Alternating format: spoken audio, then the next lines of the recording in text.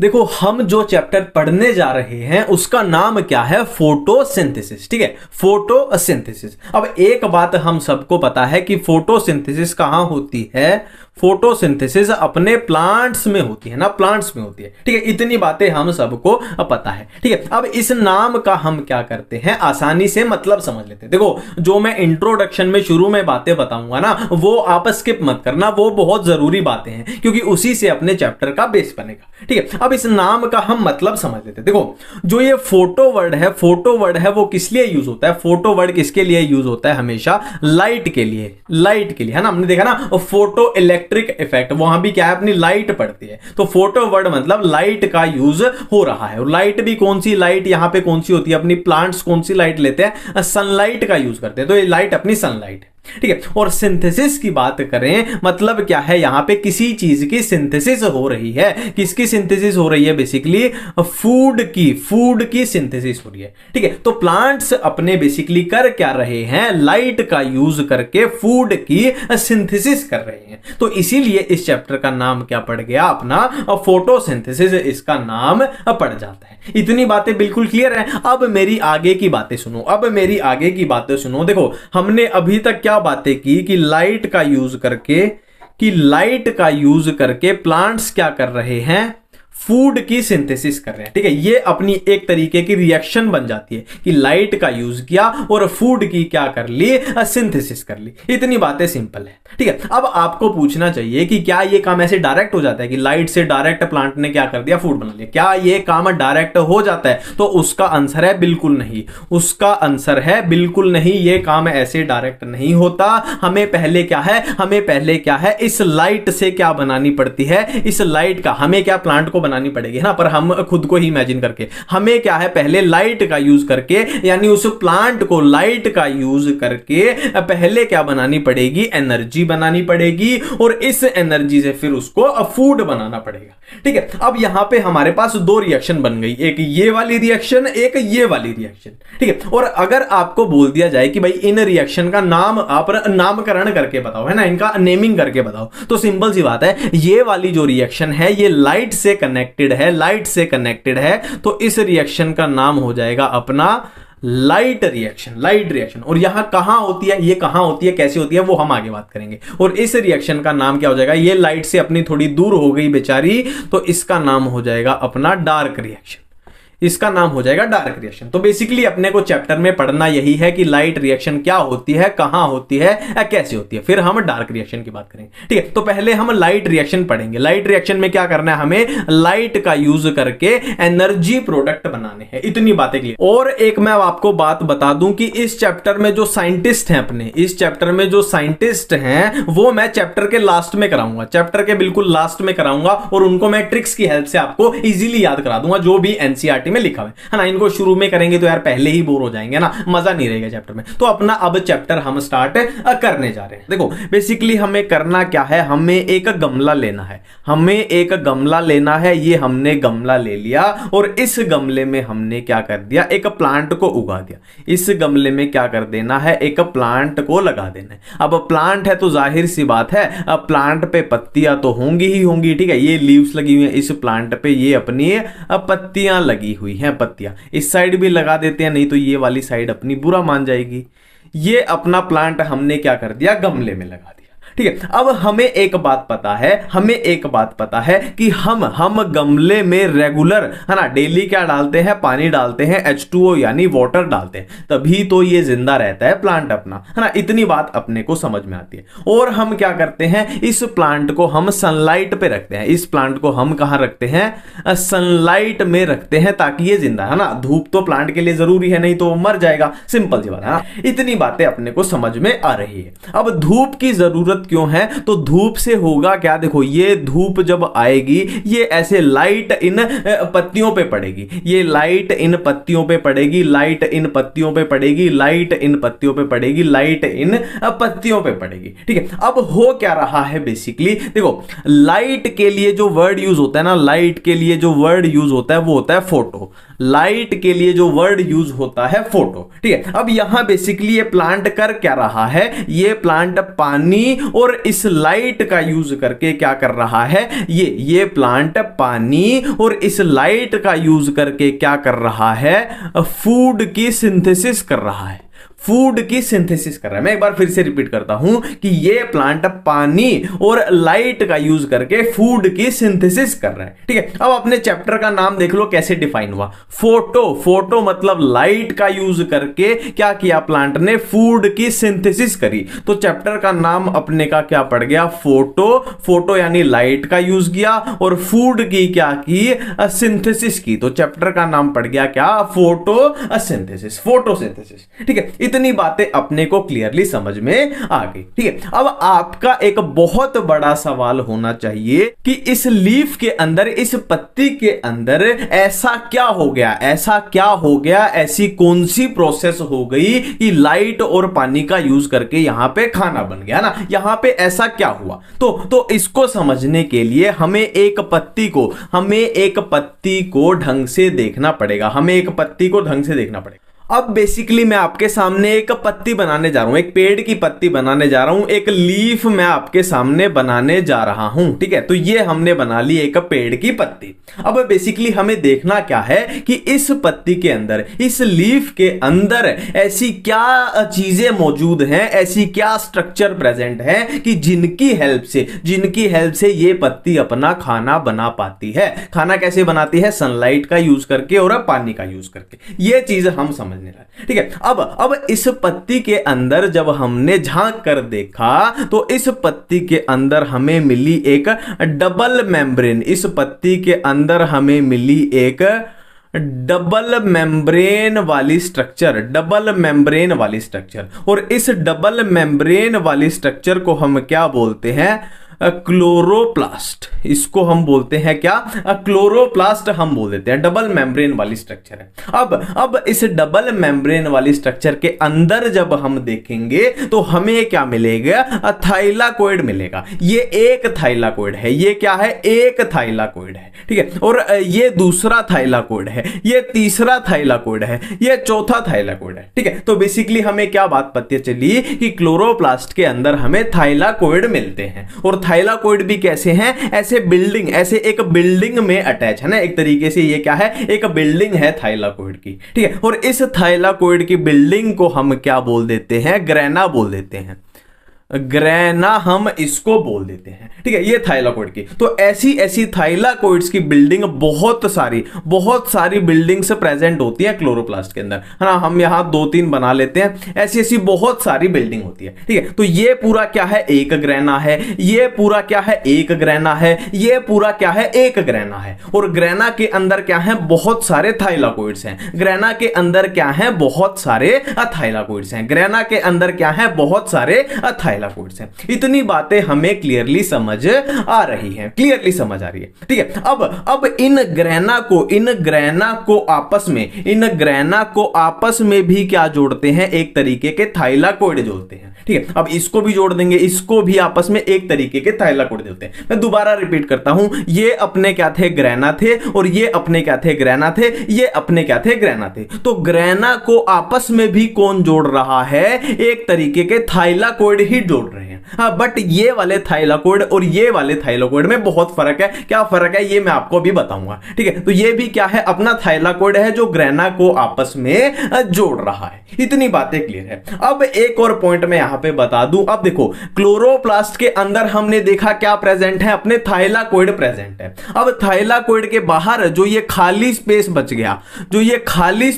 गया, इसको हम क्या बोलते हैं, खाली स्पेस को स्ट्रोमा बोल देते हैं।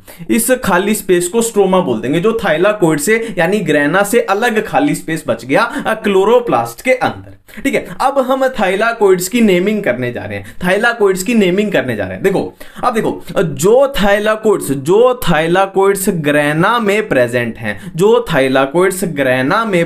हैं, उनको हम क्या बोल देंगे, उनको हम बोल देंगे ग्रेनल थाइलाकोइड। ग्रेना में प्रेजेंट है तो ग्रेनल थाइलाकोइड, ठीक है। ये भी कौन से हैं, अपने ग्रेनल थाइलाकोइड्स, ये भी कौन से हैं, अपने सारे ग्रेनल थाइलाकोइड्स जो ग्रेना में प्रेजेंट है। और दूसरे टाइप के थाइलाकोइड थाइलाकोइड अपने कौन से हैं, ये वाले ये कहां पे प्रेजेंट है, अपने स्ट्रोमा में प्रेजेंट है। ठीक है, समझ रहे हो बात, ये कहां प्रेजेंट है, अपने स्ट्रोमा में प्रेजेंट है। तो इनको हम क्या बोल देते हैं, स्ट्रोमल थाइलाकोइड, या इनको स्ट्रोमल लैमेली भी बोल दिया जाता है ना, स्ट्रोमल थाइलाकोइड। तो थाइलाकोइड अपने पास दो टाइप के हो गए, granal thylakoid and stromal thylakoid. Granal thylakoid कौन से हैं, जो ग्रैना में प्रेजेंट है। स्ट्रोमल थाइलाकोइड कौन से हैं, जो स्ट्रोमा में प्रेजेंट है। अब एक और बात मैं आपके सामने फिर से रिपीट करने जा रहा हूं, ठीक है, उसको आप रिलेट कर लेना। देखो, मैं अगर आपको बोल दूं कि स्ट्रोमल थाइलाकोइड क्या फंक्शन कर रहे हैं, यहां क्या काम कर रहे हैं, देखने से ही पता लग रहा है क्या कर रहे हैं, ग्रैनल थाइलाकोइड को आपस में जोड़ रहे हैं। हाँ, मैं फिर से रिपीट करता हूं, स्ट्रोमल थाइलाकोइड या इन्हीं को स्ट्रोमल लैमेली भी बोल देते हैं, ये क्या कर रहे हैं, ग्रैनल थाइलाकोइड्स को आपस में जोड़ रहे हैं। इतनी बातें बिल्कुल अपने सामने क्लियर हो रही है, बिल्कुल क्लियर हो रही है। ठीक है, एक बार फिर से रिपीट कर लेते हैं। हमने देखी एक लीफ देखी, एक पेड़ की पत्ती देखी। अब पेड़ की पत्ती के अंदर जब झांक के देखा तो हमें एक डबल मेम्ब्रेन वाली स्ट्रक्चर मिली, जिसको हमने बोल दिया क्लोरोप्लास्ट। अब क्लोरोप्लास्ट के अंदर जब हम देखते हैं तो हमें क्या मिलते हैं, थाइलाकोइड्स मिलते हैं। ठीक है, अब थाइलाकोइड्स के अलावा जो क्लोरोप्लास्ट में खाली स्पेस बच जाता है उसको हम स्ट्रोमा बोलते हैं। ठीक है, अब देखो थाइलाकोइड्स भी हमें दो टाइप की मिले, एक तो जो क्या है बिल्डिंग्स में प्रेजेंट है, बिल्डिंग्स में, है ना, बिल्डिंग्स को हम क्या बोल देंगे, ग्रैना बोल देंगे, है ना। अब ये थाइलाकोइड्स ग्रैना में प्रेजेंट है, इसीलिए इनका नाम पड़ जाता है ग्रैनल थाइलाकोइड। और दूसरे थाइलाकोइड कौन से हैं, जो स्ट्रोमा में प्रेजेंट है, जो ग्रैनल वालों को क्या कर रहे हैं, एक तरीके से लिंक कर रहे हैं, इनको हम बोल देंगे क्या, स्ट्रोमल थाइलाकोइड, क्योंकि ये स्ट्रोमा में प्रेजेंट है। इतनी बातें बिल्कुल क्लियर हो रही है, इतनी बातें बिल्कुल क्लियर हो रही है। ठीक है, अब एक और चीज मैं आपको यहां पे क्लियर कर दूं, मैं यहां पे मान लो एक ये मैंने बना दिया सिर्फ एक थाइलाकोइड, ये अपना एक थाइलाकोइड है ना, ये मैंने क्या बनाया है आपके सामने, एक थाइलाकोइड है। अब इसमें भी मैं आपको बातें समझाना चाहता हूं। देखो, थाइलाकोइड के अंदर जो ये स्पेस है ना, ये क्या है, थाइलाकोइड का ल्यूमन है, ये थाइलाकोइड का ल्यूमन है। और ये क्या है थाइलाकोइड की, ये क्या है थाइलाकोइड की मेम्ब्रेन है। ये बातें बहुत इंपॉर्टेंट है, बहुत काम में आएंगी अपने, कि ये थाइलाकोइड का ल्यूमन है, ये थाइलाकोइड की मेम्ब्रेन है। बिल्कुल सारी बातें क्लियर हो रही है। ये अपना क्या है, थाइलाकोइड है, तो थाइलाकोइड के अंदर जो स्पेस होगा वो क्या है, थाइलाकोइड का ल्यूमन है। और ये तो देखने से ही पता लग रही है कि थाइलाकोइड की मेम्ब्रेन है। इतनी बातें बिल्कुल क्लियर होगी, हमने एक थाइलाकोइड भी देख। ठीक है, अब मैं एक चीज आपके सामने दोबारा बनाने जा रहा हूं। ये मैं आपके सामने ग्रैना बनाने जा रहा हूं, एक ग्रैना। ठीक है, ये मैंने क्या बना दी, एक ग्रैना बना दी। ये मैंने क्या की, एक और ग्रैना बना दी। हमने किया था ना कि ग्रैना में क्या होंगे, अपने बहुत सारे थाइलाकोइड होंगे, ये थाइलाकोइड, ये thylakoid, thylakoid, thylakoid, thylakoid, thylakoid, thylakoid, thylakoid. ठीक है, अब मैंने क्या बोला था कि दो, ये क्या है, पूरा क्या है, ये ग्रैना है, और ये भी पूरा क्या है, ग्रैना है। और ग्रैना को आपस में जो जोड़ रहा था वो अपना क्या था, स्ट्रोमल थाइलाकोइड। और ये कैसे हैं, ग्रैनल थाइलाकोइड, ये भी कैसे हैं, ग्रैनल थाइलाकोइड। ये अपना है स्ट्रोमल थाइलाकोइड जो दो ग्रैना को जोड़ रहा है। इतनी बातें क्लियर है।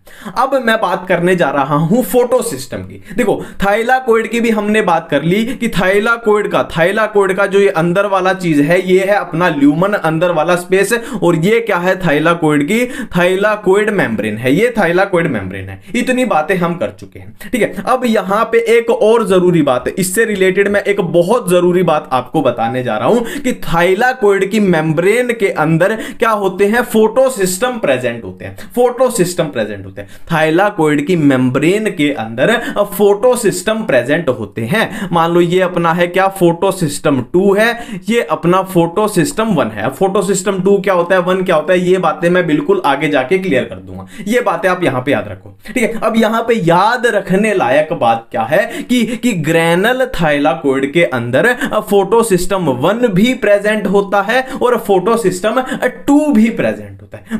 बट यहां पे अब 10 स्टार लगा लेना मेरी बात पे, 30 स्टार लगा लेना। स्ट्रोमल थाइलाकोइड की मेम्ब्रेन में सिर्फ और सिर्फ क्या होता है, PS1 होता है, PS1। इनमें क्या है, स्ट्रोमल थाइलाकोइड में PS2 पूरे तरीके से एब्सेंट होता है। इस बात को ध्यान रखेंगे कि इनमें PS2 नहीं होता, सिर्फ PS1 होता है। और ग्रैनल में PS1 भी होगा, PS2 भी होगा। इतनी बातें क्लियर है। अब हम देखेंगे कि PS1 क्या होता है, PS2 क्या होता है, इनका मतलब क्या है और असल में चीजें आगे कैसे काम करेंगी। देखो अभी अभी हमने दो फोटो सिस्टम की बात की, एक बात की हमने फोटो सिस्टम 1 PS1 की और एक हमने बात की थी किसकी, PS2 की, ठीक है। और ये कहां पे प्रेजेंट थे, तो हमने क्लियरली देखा था कि ये थाइलाकोइड की मेम्ब्रेन में प्रेजेंट है, ठीक है। अब आपको एक क्वेश्चन पूछना चाहिए कि PS1 और PS2 यानी फोटो सिस्टम 1 और फोटो सिस्टम 2 में डिफरेंस क्या होता है ना, कहां पे इनमें डिफरेंस होता है। तो मैं इस बात का आपको आंसर देने जा रहा हूं कि PS1 और PS2 में क्या फर्क होता है। अब देखो यहां पे पूरे पैटर्न को देखना कि मैं आपको क्या बताना चाह रहा हूं, ठीक है। देखो हमारे पास कोई भी फोटो सिस्टम है, कोई भी अगर फोटो सिस्टम है, चाहे वो फोटो सिस्टम 1 है चाहे वो फोटो सिस्टम 2 है ना, अभी हमें पता ही नहीं है कि कौन सा 1 है कौन सा 2 है, हमें बस इतना पता है कि वो फोटो सिस्टम है, कि वो अपना फोटो सिस्टम है, ठीक है। तो किसी भी फोटो सिस्टम में तीन चीजें प्रेजेंट होती हैं, किसी भी फोटो सिस्टम में तीन चीजें प्रेजेंट होती है। देखो इसी पैटर्न में करना, इसी फ्लो में करना, पूरे चैप्टर में मजा आ जाएगा, गारंटी दे रहा हूं, ठीक है। तो किसी भी फोटो सिस्टम में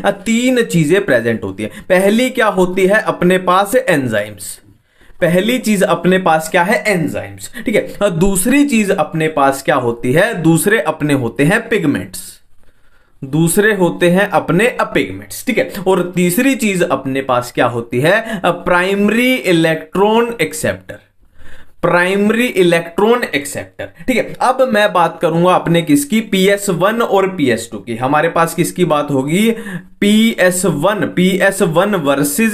वर्सेस PS2, ठीक है। अब होता क्या है, देखो जो ये एंजाइम्स है ना, जो ये एंजाइम्स हैं ये PS1 में अलग होंगे, अब PS2 में अलग होंगे, ठीक है। और जैसे ये पिगमेंट्स हैं तो पिगमेंट्स की जो अरेंजमेंट है या उनकी पावर बोल लो, PS1 में अलग होगी, अब PS2 में अलग होगी, ठीक है। और प्राइमरी इलेक्ट्रॉन एक्सेप्टर्स की बात करें तो PS1 में अलग होंगे और PS2 में अलग होंगे, ठीक है। तो ये डिफरेंस होता है, इस बेस पे हमने इसको 1 और 2 में डिवीजन की है। मैं फिर से एक बार रिपीट करता हूं कि कोई भी फोटो सिस्टम है, चाहे वो 1 है चाहे वो 2 है ना, इसी पैटर्न को पकड़ना। उसमें क्या होती है, तीन चीजें प्रेजेंट होती है। पहली हमने देखी क्या, एंजाइम्स, दूसरी हमने देखी पिगमेंट्स और तीसरे हमने देखे प्राइमरी इलेक्ट्रॉन एक्सेप्टर, ठीक है। अब एंजाइम्स हैं वो इन दोनों में अलग अलग होंगे, पिगमेंट्स हैं, पिगमेंट्स की अरेंजमेंट बोल लो या उनकी पावर बोल लो, वो आपको आगे पता लग जाएगा, वो भी इनमें अलग अलग होगी। और प्राइमरी इलेक्ट्रॉन एक्सेप्टर भी इसमें और इसमें अलग अलग होंगे,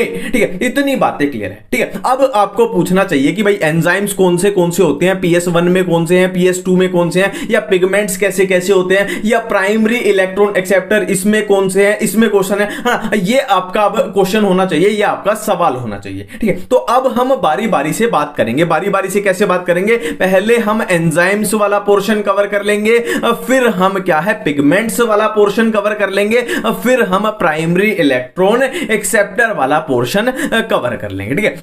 तो सबसे पहले मैं बात करने जा रहा हूं एंजाइम्स के बारे में, सबसे पहले मैं बात करने जा रहा हूं एंजाइम्स के बारे में, ठीक है। ये मैंने यहां पे लिख लिया अपना एंजाइम्स, ठीक है। तो हमने क्या बात की थी, हमने क्या बात की थी कि PS1 में अपने एंजाइम अलग होंगे और PS2 में अपने एंजाइम अलग होंगे। अब PS1 में जो एंजाइम प्रेजेंट होता है उसका नाम क्या है, अपना NADP रिडक्टेज, ठीक है। और अब PS2 में जो एंजाइम प्रेजेंट होता है वो अपना किस लिए है, फोटोलिसिस ऑफ वाटर के लिए, ठीक है। PS2 में कौन सा एंजाइम होगा, ऐसा एंजाइम जो किस में काम आएगा, फोटोलिसिस ऑफ वाटर में काम आएगा। इतनी बातें क्लियर है। अपना ये पहला पॉइंट था, अपने पास तीन चीजें थी ना, एंजाइम था और पिगमेंट्स थे और प्राइमरी इलेक्ट्रॉन एक्सेप्टर थे। तो पहला हम अपना एंजाइम कवर कर रहे हैं। एंजाइम PS1 में कौन सा होता है, NADP रिडक्टेज, और PS2 में कौन सा होता है, ऐसा एंजाइम जो फोटोलिसिस ऑफ वाटर के लिए काम आएगा। ये बात आपको याद रखनी है। तो एंजाइम वाला तो अपना हो गया बिल्कुल ही क्लियर, है ना, पहला पोर्शन अपना क्लियर हो गया। अब दूसरे पोर्शन पे चलते हैं। अब नेक्स्ट हम बात करने जा रहे हैं किसके बारे में, पिगमेंट्स के बारे में। नेक्स्ट हम बात करने जा रहे हैं पिगमेंट्स के बारे में। देखो अब पिगमेंट्स के बारे में बात करें कि PS1 में पिगमेंट्स कैसे हैं, PS2 में कैसे हैं, है ना। इससे पहले हमें बात करनी पड़ेगी कि प्लांट्स के अंदर, है ना, कि कोई भी प्लांट है दुनिया का, कोई भी पौधा है, उसमें कौन से पिगमेंट्स प्रेजेंट होते हैं, ये हमें बात करनी पड़ेगी। ठीक है, तो मैं आपके सामने यहां बताने जा रहा हूं कौन से पिगमेंट्स उसमें प्रेजेंट होते हैं, है ना, और उनके कलर भी हमें याद करने पड़ेंगे। जैसे क्लोरोफिल ए है तो उसका कलर क्या है, क्लोरोफिल बी है तो उसका कलर क्या है। ठीक है, इसको मैं डायरेक्ट आपको ट्रिक्स की हेल्प से बताऊंगा, ट्रिक की हेल्प से बताऊंगा, डायरेक्ट आपको याद हो जाएंगे। देखो ट्रिक क्या बोलती है, ट्रिक क्या बोलते हैं, देखो हम ABCD तो सबको पता है, ABCDEFG, है ना, तो सिंपल ABCD खेलनी है, ABCD खेलनी है। देखो ट्रिक क्या बोलती है कि A B C ABC, ये अपनी ट्रिक है। अपनी ट्रिक क्या बोलती है, ABC, सिंपल ABC खेलनी है। अब ABC का मतलब क्या है, A का मतलब है क्लोरोफिल A, और B का मतलब है क्लोरोफिल B, और C का मतलब क्या है अपना कैरोटीन्स। सी का मतलब है कैरोटीन्स। ये अपने को याद हो गया, कैसे ट्रिक लगाई हमने, ABC, और हम इनका कलर याद करेंगे तब भी यही सेम ट्रिक लगाएंगे। ठीक है, अब इनके अलावा एक और पिगमेंट बच जाता है, इसको थोड़ा ऐसे ही याद रख लेना, इनके साथ ही ज़ैंथोफिल, इनके साथ ही बच जाता है ज़ैंथोफिल। तो अपने पास यही पिगमेंट अपने पास होते हैं, कौन से, क्लोरोफिल ए हो गया, क्लोरोफिल बी हो गया, कैरोटीन्स हो गए, और ज़ैंथोफिल हो गए। ठीक है, अब इनके कलर को कैसे याद करें, ये भी अपने आप में टास्क है। तो हम कलर को याद करने के लिए ज़ैंथोफिल को अलग निकाल देते हैं, ज़ैंथोफिल को अलग निकाल देते हैं। क्यों अलग निकाल देते हैं, क्योंकि इसके कलर को याद करना बहुत आसान है। आसान क्यों है, देखो अब ज़ैंथोफिल स्टार्ट किससे हो रहा है, एक्स से हो रहा है, स्टार्ट किससे हो रहा है, एक्स से हो रहा है। ठीक है, अब हम देखो फिजिक्स में, केमिस्ट्री में, कहीं भी कोई भी ग्राफ जब हम पढ़ते हैं तो उसमें क्या है, मान लो ये एक्स एक्सिस है, तो ये क्या होता है अपना वाई एक्सिस होता है। तो एक्स के साथ क्या आएगा, वाई आएगा, यानी ज़ैंथोफिल अपना कैसा होगा, येलो कलर का होगा। एक्स और वाई का मैच करा देना है। ज़ैंथोफिल अपना कंप्लीट हो चुका है, ज़ैंथोफिल अपना कंप्लीट हो चुका है। अब अपने बचे ये वाले तीन, इनको कैसे याद करें, तो इनके लिए ट्रिक लगानी है कौन सी, विबग्योर। इनके लिए ट्रिक लगानी है अपनी विबग्योर।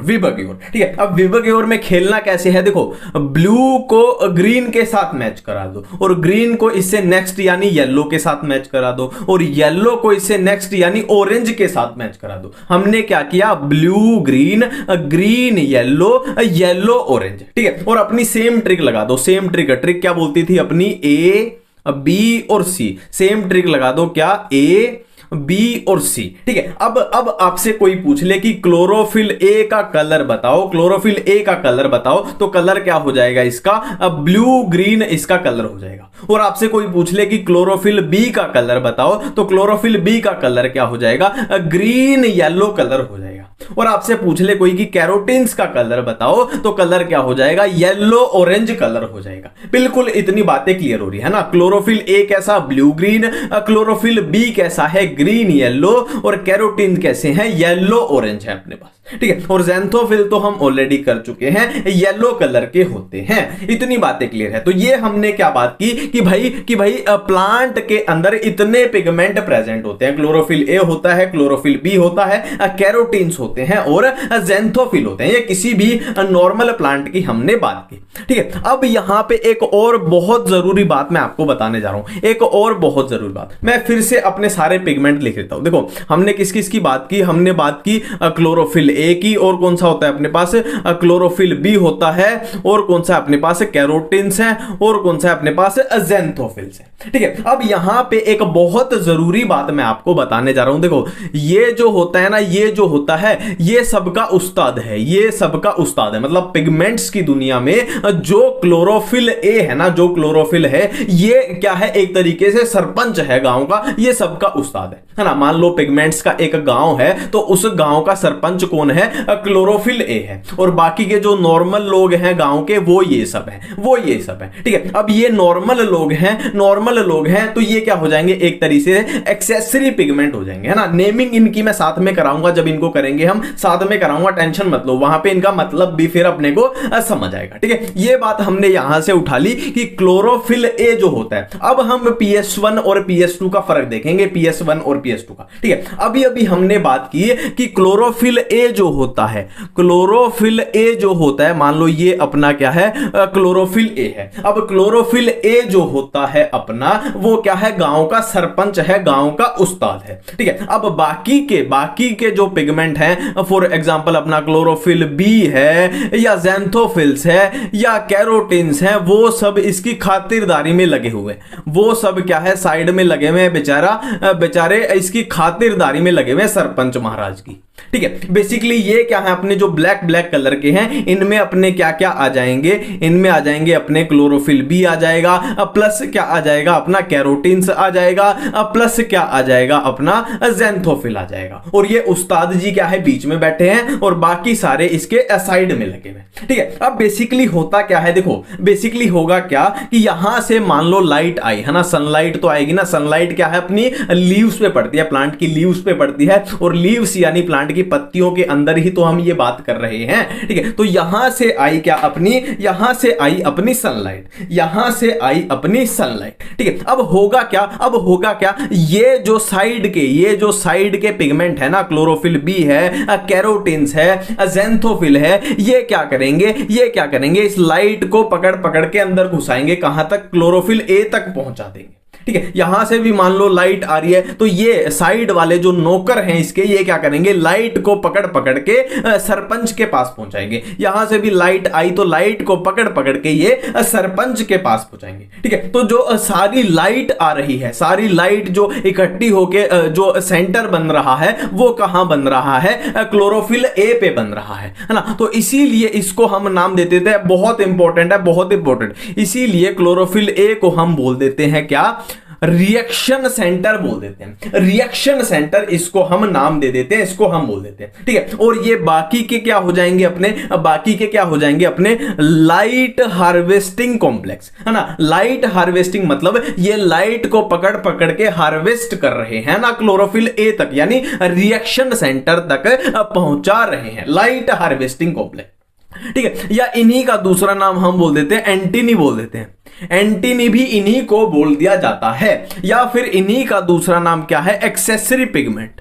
एक्सेसरी मतलब साइड वाले हैं, सिंपल सी बात है। जो अपना मेन पिगमेंट है, मेन मुख्य पिगमेंट है, वो क्लोरोफिल ए है, और बाकी सारे तो क्या है, एक्सेसरी पिगमेंट है ना। सारी बातें एक बार फिर से रिपीट करेंगे। क्लोरोफिल ए अपना बीच में सरपंच है, मतलब रिएक्शन सेंटर है। ठीक है, अब ये बाकी के पिगमेंट जो हैं, जैसे कि क्लोरोफिल बी है, कैरोटीन्स है, ज़ैंथोफिल है, ये बाकी के इसकी खातिरदारी में लगे हुए हैं। खातिरदारी कैसे, लाइट को हार्वेस्ट कर करके रिएक्शन सेंटर तक पहुंचाने का काम कर रहे हैं, है ना। और लाइट को हार्वेस्ट कर रहे हैं, इसीलिए इनको बोल देंगे लाइट हार्वेस्टिंग कॉम्प्लेक्स, है ना। या इनका दूसरा नाम एंटीनी, या इनका दूसरा नाम एक्सेसरी पिगमेंट। एक्सेसरी तो देखने से ही पता लग रहा है ना, एक्सेसरी है, साइड में लगे हुए। ठीक है, तो यहां पे सबसे ज्यादा इंपॉर्टेंस किसकी है, अपनी रिएक्शन सेंटर की है, क्लोरोफिल ए की है। अब हम बात करेंगे कि PS1 और PS2 में क्या फर्क होता है, इसकी हम बात करेंगे। अब हम बात करने जा रहे हैं। ठीक है, मैं सारी चीजें आपको एक बार दोबारा से बताऊंगा। देखो, हमने बात की थी कि ये अपना क्लोरोफिल ए है, ये क्या है, अपना क्लोरोफिल ए, जो कि क्या है, अपना रिएक्शन सेंटर है, रिएक्शन सेंटर। ठीक है, अब क्लोरोफिल ए की जो अब्जॉर्प्शन पीक होती है, लाइट की अब्जॉर्प्शन पीक होती है, अगर वो अब्जॉर्प्शन पीक 680 नैनोमीटर हो, 680 नैनोमीटर मतलब क्या बोलना चाहता है कि 680 नैनोमीटर से ऊपर के वेवलेंथ की अगर लाइट आई तो ये रिसीव नहीं करेगा, ये उस पे काम नहीं करेगा। 680 नैनोमीटर या उससे नीचे की लाइट पे ये काम करेगा। ठीक है, तो इस सिस्टम को हम क्या बोल देंगे, PS2 बोल देंगे, PS2। ठीक है, दूसरा ऑप्शन क्या है कि अगर क्लोरोफिल ए की अब्जॉर्प्शन पीक कितनी हो, अब्जॉर्प्शन पीक हो 700 नैनोमीटर, तो इसको हम बोल देंगे क्या, PS1 नाम दे देंगे। ठीक है, अब ये क्या होते हैं, मैं आपको समझाता हूं। देखो, for example light I 670 nanometre की, 670 नैनोमीटर की, ठीक है। अब 670 क्या है, 680 से भी कम है और 700 से भी कम है। मतलब क्या है, अपना PS2 भी काम करेगा, PS1 भी काम करेगा, ठीक है। अब दूसरा केस मैं बोलने जा रहा हूं, मतलब दूसरा केस है अपना, मान लो लाइट आई अपनी 690 नैनोमीटर की। अब 690 680 से क्या हो गई, ज्यादा हो गई। मतलब इस केस में अपना PS2 जो है वो काम नहीं करेगा और PS1 काम करेगा। जाहिर सी बात है काम करेगा, क्योंकि 700 से कम है 690, तो ये सिर्फ काम करेगा, ठीक है। अब मैं तीसरा केस बोलने जा रहा हूं, मान लो लाइट आ जाए 710 710 नैनोमीटर की, तो वो 710 क्या है, इससे भी ज्यादा है, इससे भी ज्यादा है, तो ना तो ये काम करेगा ना ये काम करेगा। हाँ, अब हमें सारी चीजें समझ में आ गई है ना। हमने क्या बात की कि क्लोरोफिल ए को हम रिएक्शन सेंटर भी बोले थे। तो रिएक्शन सेंटर की अब्जॉर्प्शन पीक अगर 680 नैनोमीटर है तो उसको हम बोल देंगे फोटोसिस्टम 2 PS2। अगर ये 700 नैनोमीटर है तो उसको हम बोल देंगे PS1 फोटोसिस्टम 1, ठीक है। तो इतनी बातें अपनी क्लियर होगी। अपना देखो अब एंजाइम्स वाला कवर हो चुका था, जहां पे हमने NADP रिडक्टेज और फोटोलिसिस ऑफ वाटर की बात की, और ये अपना क्या है, पिगमेंट्स वाला पोर्शन भी अपना कंप्लीट हो चुका है ना, पिगमेंट्स वाला भी। अब अपना थर्ड पोर्शन बचता है कौन सा, कि प्राइमरी इलेक्ट्रॉन एक्सेप्टर। कौन सा है, primary electron acceptor, primary electron acceptor, ठीक है। तो जैसे जैसे जिस फ्लो में अभी तक बात कर रहे हैं उसी फ्लो में बात करेंगे, ठीक है। अब जाहिर सी बात है प्राइमरी इलेक्ट्रॉन एक्सेप्टर PS1 में क्या होगा, अलग होगा, और PS2 में अलग होगा, है ना। अब क्या होगा, इसमें कौन सा होगा, इसमें कौन सा होगा, ये आपको याद ही रखना पड़ेगा। PS1 में प्राइमरी इलेक्ट्रॉन एक्सेप्टर क्या होता है, अपना iron sulphur protein, FeS, iron sulphur protein होता है PS1 के अंदर। और PS2 की बात करें तो इसमें प्राइमरी इलेक्ट्रॉन एक्सेप्टर अपना होता है फेयोफाइटिन। इसमें अपना होता है क्या, फेयोफाइटिन। ये इसका प्राइमरी इलेक्ट्रॉन एक्सेप्टर होता है फेयोफाइटिन, ठीक है। सिंपल सी बात है, प्राइमरी इलेक्ट्रॉन एक्सेप्टर PS1 में क्या है, अपना आयरन सल्फर प्रोटीन, और PS2 के केस में क्या है, अपना फेयोफाइटिन है, फेयोफाइटिन। इतनी बातें क्लियर है, तीनों पॉइंट अपने कवर हो चुके हैं। देखो हमने जो अभी तक किया है उसको एक बार फिर से रिवाइज कर लेते हैं, है ना। मैं जानबूझ के ये चीजें कर रहा हूं ताकि बार बार आपको चीजें समझ में आए और वो हमेशा के लिए आपको याद होती चली जाए, ठीक है। तो हमने अभी तक क्या किया है, अभी तक क्या किया है कि हमने एक पेड़ की पत्ती देखी, एक लीफ देखी थी। फिर हमने क्या किया था कि इस पेड़ की पत्ती के अंदर, इस पेड़ की पत्ती के अंदर एक डबल मेम्ब्रेन वाली स्ट्रक्चर प्रेजेंट होती है, जिसको हमने क्या नाम दिया था, क्लोरोप्लास्ट नाम दिया था। अब इस क्लोरोप्लास्ट के अंदर क्या होते हैं, अपने थाइलाकोइड होते हैं। ये थाइलाकोइड थाइलाकोइड थाइलाकोइड, है ना, ऐसे ऐसे बहुत सारे थाइलाकोइड होते हैं। और ये थाइलाकोइड की बिल्डिंग को हमने क्या बोल दिया था, ग्रेना बोल दिया था, है ना। और ये जो थाइलाकोइड है ये ग्रेना में प्रेजेंट है, तो ये हो जाएंगे अपने ग्रेनल थाइलाकोइड, है ना। और ये वाले अपने कौन से हो जाएंगे, ये हो जाएंगे अपने स्ट्रोमल थाइलाकोइड। क्यों, क्योंकि जो क्लोरोप्लास्ट के अंदर ये खाली स्पेस है, इसको हमने क्या नाम दिया था, स्ट्रोमा नाम दिया था, ठीक है। इतनी बातें क्लियर हैं। अब देखो, अब एक थाइलाकोइड पे फोकस करो। एक थाइलाकोइड पे जब हमने फोकस किया था तो हमने क्या बोला था कि ये क्या हो जाएगी, थाइलाकोइड की मेम्ब्रेन हो जाएगी, और थाइलाकोइड के अंदर जो स्पेस है ये क्या हो जाएगा, थाइलाकोइड का ल्यूमन हो जाएगा। ये बातें हम अभी तक कर चुके हैं, वही रिपीट कर रहा हूं। और हमने एक बात की थी कि हमने एक थाइलाकोइड को जब देखा था कि थाइलाकोइड में हमारे पास क्या होते हैं, फोटो सिस्टम प्रेजेंट होते हैं, है ना। Photo system 2, photo system 1। और हमने फोटो सिस्टम भी देख लिए थे अपने पास कैसे कैसे होते हैं, एंजाइम कौन से होते हैं, प्राइमरी इलेक्ट्रॉन एक्सेप्टर किसमें कौन से होते हैं, और पिगमेंट्स कैसे कैसे होते हैं, ठीक है। अब हम क्या करने जा रहे हैं, हम इस एक थाइलाकोइड को देखने जा रहे हैं, एक थाइलाकोइड को, है ना। और थाइलाकोइड के बारे में हमें पता है ये ल्यूमन है और ये थाइलाकोइड की मेम्ब्रेन है। और हमें क्या पता है कि थाइलाकोइड की मेम्ब्रेन में फोटो सिस्टम लगे होते हैं, फोटो सिस्टम लगे होते हैं, ठीक है। अब इसको हम देखने जा रहे हैं कि एक थाइलाकोइड के अंदर क्या क्या चीजें चलती हैं ना, अपनी फोटोसिंथेसिस जो प्रोसेस हो रही है कि एक थाइलाकोइड के अंदर कैसे कैसे चीजें चलती हैं, ठीक है। ये बातें हम करने जा रहे हैं, ठीक है। अब देखो ये अपना क्या है, एक थाइलाकोइड है, ये अपना क्या है, एक थाइलाकोइड है, ठीक है। और थाइलाकोइड थाइलाकोइड के बारे में हम बिल्कुल क्लियर बातें कर चुके हैं कि थाइलाकोइड के अंदर जो ये स्पेस होगा इसको हम बोल देते हैं थाइलाकोइड का ल्यूमन, इसको हम बोल देंगे थाइलाकोइड का ल्यूमन, ठीक है। और हम क्या बातें कर चुके हैं कि ये क्या हो जाएगी अपनी पूरी थाइलाकोइड की मेम्ब्रेन हो जाएगी, थाइलाकोइड मेम्ब्रेन, ठीक है। और हम क्या बातें कर चुके हैं कि थाइलाकोइड की मेम्ब्रेन के अंदर क्या लगे होते हैं, अपने फोटो सिस्टम लगे होते हैं। थाइलाकोइड की मेम्ब्रेन के अंदर अपने क्या लगे होते हैं, फोटो सिस्टम लगे होते हैं, फोटो सिस्टम। इसको मैं नाम दे देता हूं क्या, फोटो सिस्टम 2, ये अपना फोटो सिस्टम 2 और ये अपना हो जाएगा क्या, फोटो सिस्टम 1 हो जाएगा। फोटो सिस्टम लगे हैं थाइलाकोइड की मेम्ब्रेन में, फोटो सिस्टम 2 और फोटो सिस्टम 1,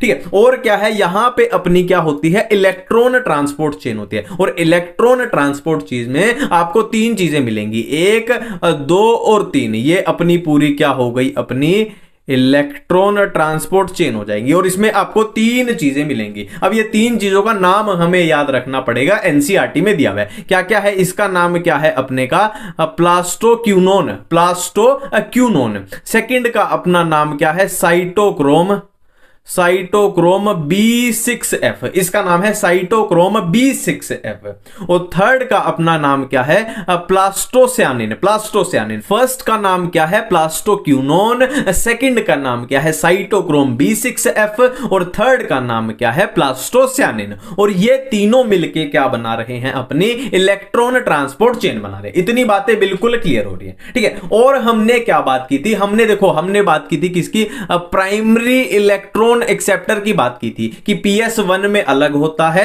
PS2 में अलग होता है, ठीक है। क्या बात की थी, हम ऑलरेडी कर चुके हैं कि PS2 के केस में प्राइमरी इलेक्ट्रॉन एक्सेप्टर क्या होता है, अपना फियोफाइटिन होता है, फियोफाइटिन। PS2 के केस में हम ऑलरेडी बात कर चुके हैं कि प्राइमरी इलेक्ट्रॉन एक्सेप्टर क्या होता है, फियोफाइटिन। ये PS2 के केस में होता है अपना प्राइमरी इलेक्ट्रॉन एक्सेप्टर। और PS1 के केस में हमने बात की थी कि अपना प्राइमरी इलेक्ट्रॉन एक्सेप्टर क्या होता है, अपना आयरन सल्फर प्रोटीन, अपना आयरन सल्फर प्रोटीन। ये बात हम कर चुके हैं, अभी तक जो हमने किया वही मैं आपके सामने रिपीट कर रहा हूं, ठीक है। अब देखो बेसिकली होगा क्या, अब होगा क्या, यहां से यहां पे मान लो अपना सूरज दादा है, यहां पे अपना सन है, ठीक है। अब सन से क्या आएगी, तो जाहिर सी बात है सन से क्या आएगी, सनलाइट आएगी, सनलाइट आएगी। और सनलाइट ने क्या किया, PS2 पे स्ट्राइक किया। PS2 पे जब ये सनलाइट स्ट्राइक करेगी तो PS2 से क्या निकल जाएगा, अपना इलेक्ट्रॉन निकल जाएगा, ठीक है। अब ये इलेक्ट्रॉन जब निकलेगा तो ये बात हम ऑलरेडी कर चुके हैं कि PS2 के लिए प्राइमरी इलेक्ट्रॉन एक्सेप्टर कौन सा है, फियोफाइटिन है। तो ये इलेक्ट्रॉन जाएगा किसके पास, फियोफाइटिन के पास चला जाएगा, ठीक है। बिल्कुल क्लियर है। सनलाइट PS2 पे पड़ी तो PS2 से क्या निकला, अपना इलेक्ट्रॉन निकला। और ये इलेक्ट्रॉन प्राइमरी इलेक्ट्रॉन एक्सेप्टर के पास चला गया, जो कि कौन है, PS2 के केस में फियोफाइटिन है। इतनी बातें बिल्कुल क्लियर हो रही है, ठीक है। अब देखो, अब ये इलेक्ट्रॉन फियोफाइटिन के पास है। अब ये कहां आएगा, अपने ETC, electron transport system, electron transport chain में ये एंट्री मार जाएगा ना। पहले आएगा अपने प्लास्टोक्यूनोन के पास, और फिर किसके पास जाएगा, साइटोक्रोम B6F के पास, और फिर किसके पास जाएगा, प्लास्टोसियानिन के पास, प्लास्टोसियानिन के पास, ठीक है। अब इस प्रोसेस में एक और बात याद रखनी है कि यहां से जब ये इलेक्ट्रॉन जा रहा है, अपनी इलेक्ट्रॉन ट्रांसपोर्ट चेन से जब जा रहा है, तो इस दौरान ये क्या करता है, इस दौरान ये क्या करता है, अपने थाइलाकोइड के ल्यूमन के अंदर ये H+ को भर देता है, H+ को भर देता है। ये बात हमें याद रखनी है, ठीक है। अब देखो अपना इलेक्ट्रॉन कहां पहुंच चुका है, प्लास्टोसियानिन के पास पहुंच चुका है। अब प्लास्टोसियानिन से कहां जाएगा ये इलेक्ट्रॉन, अपने PS1 के पास जाएगा, PS1 के पास जाएगा, ठीक है। अब PS1 का हमें पता है प्राइमरी इलेक्ट्रॉन एक्सेप्टर कौन है, FeS, आयरन सल्फर प्रोटीन है ना। अब PS1 से कौन उठा लेगा इस इलेक्ट्रॉन को, आयरन सल्फर प्रोटीन उठा लेगा। इतनी बातें अपने को समझ आती है, ठीक है। अब ये इलेक्ट्रॉन किसके पास जाएगा, तो यहां पे अपना क्या है, फेरोडॉक्सिन है।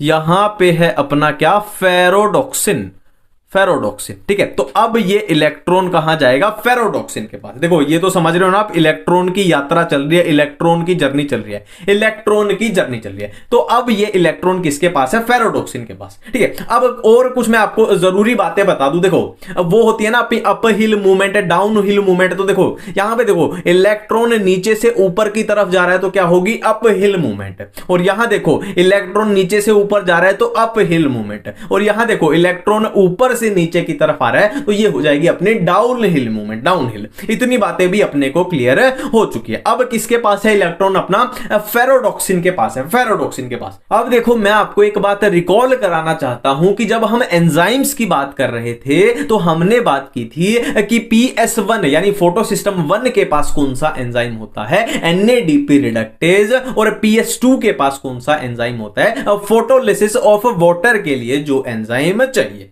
ठीक है। तो अब यहां पे आ जाओ। देखो मैंने क्या बोला कि PS1 के पास कौन सा एंजाइम होता है? NADP reductase, NADP reductase. ये हमें इंपॉर्टेंट बात पता चली। अब यहां पे आ जाओ, अपना इलेक्ट्रॉन किसके पास है? फेरोडॉक्सिन के पास है। अब ये इलेक्ट्रॉन किसके पास जाएगा? अपना देखो यहां पे है NADP प्लस H प्लस है, ठीक है। अब ये इलेक्ट्रॉन जाएगा इसके पास। अब ये इलेक्ट्रॉन जब इसके पास जाएगा, यहां इलेक्ट्रॉन पहुंचा तो यहां अपने पास क्या बन जाएगी?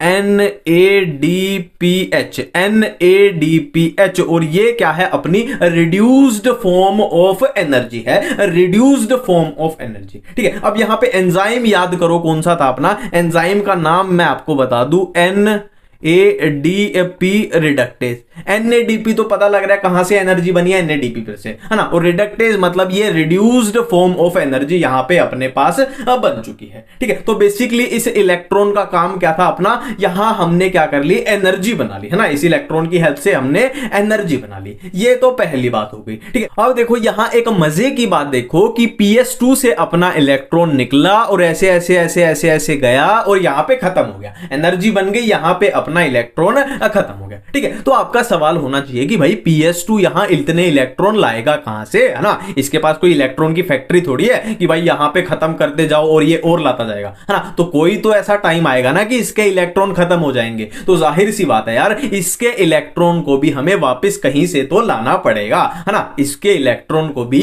कहीं से तो वापस लाना पड़ेगा, नहीं तो इसके बेचारे के इलेक्ट्रॉन यहां खत्म हो जाएंगे। तो वो कहां से आएगा वो हम देखते हैं, ठीक है। तो बेसिकली हमने क्या बात की थी कि PS2 के पास क्या होता है? अपना फोटोलिसिस ऑफ वाटर के लिए क्या होता है? एंजाइम होता है। फोटोलिसिस ऑफ वाटर के लिए एंजाइम होता है, ठीक है। मैं यहां ये रब कर लेता हूं थोड़ा, यहां पे अपनी चीजें दिक्कत देंगी। बस यहां याद करने वाली बात, एक बात याद रखना कि यहां से अपने क्या आए थे?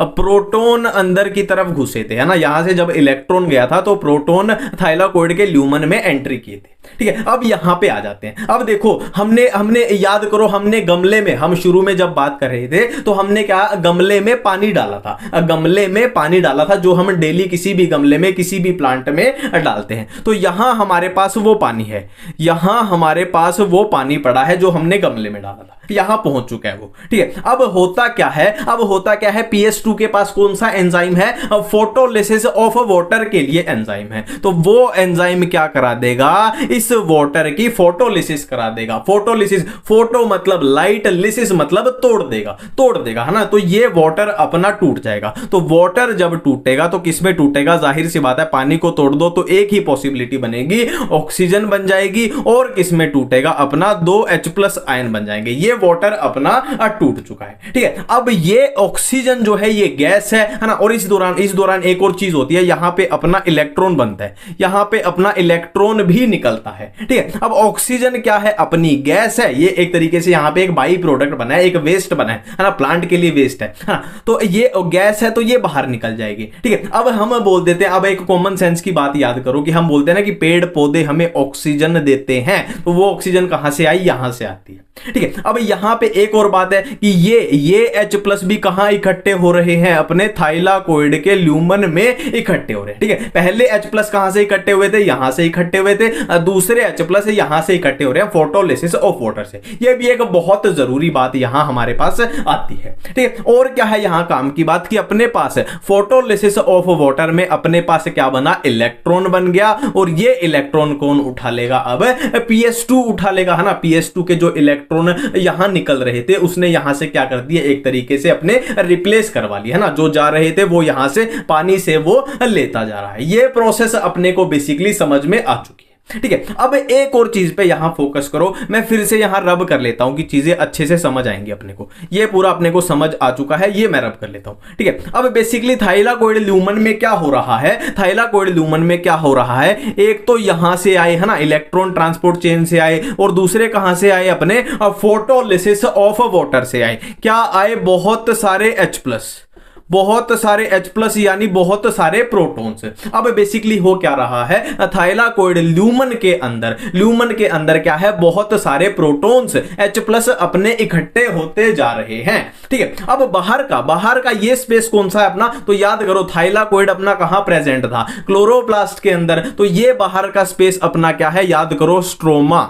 ये बाहर का स्पेस अपना क्या है, स्ट्रोमा। थाइलाकोइड के बाहर क्या था, स्ट्रोमा ही तो था जो क्लोरोप्लास्ट के, ये पूरा क्या है, क्लोरोप्लास्ट है, उसके अंदर क्या है, अपने थाइलाकोइड है, और थाइलाकोइड के बाहर जो स्पेस है वो स्ट्रोमा है अपना। बिल्कुल इतनी बातें सिंपल सी है। ठीक है, और एक बात देखो, दो चीजें तो यहां से देख ली, एक यहां से H प्लस इकट्ठे हो रहे हैं, एक यहां से इकट्ठे हो रहे हैं, और एक चीज देख ली, यहां पे जो ये H प्लस आए, यहां पे जो ये H प्लस यूज हो रहे हैं, ये कहां से उठाए जा रहे हैं, ये स्ट्रोमा से उठाए जा रहे हैं, है ना। मतलब तीनों चीज, मैंने तीन चीज बोली कि पहली ये वाली फोटोलिसिस वाली, और दूसरी चीज यहां से आ रहे हैं, और तीसरी चीज ये जो H प्लस बोल रहे हैं। तो तीनों चीज किस तरफ इशारा कर रही है कि थाइलाकोइड के ल्यूमन में जो H प्लस हैं वो स्ट्रोमा के कंपैरिजन में बहुत ज्यादा हो रहे हैं, बहुत ज्यादा, है ना। एक तो यहां से आ रहे हैं, एक यहां से आ रहे हैं, और यहां भी इसने क्या किए, स्ट्रोमा के कम कर दिए, है ना। मतलब क्या है, अंदर बहुत सारे H पॉजिटिव इकट्ठे हो रहे हैं। तो एक तरीके का ये क्या बन गया,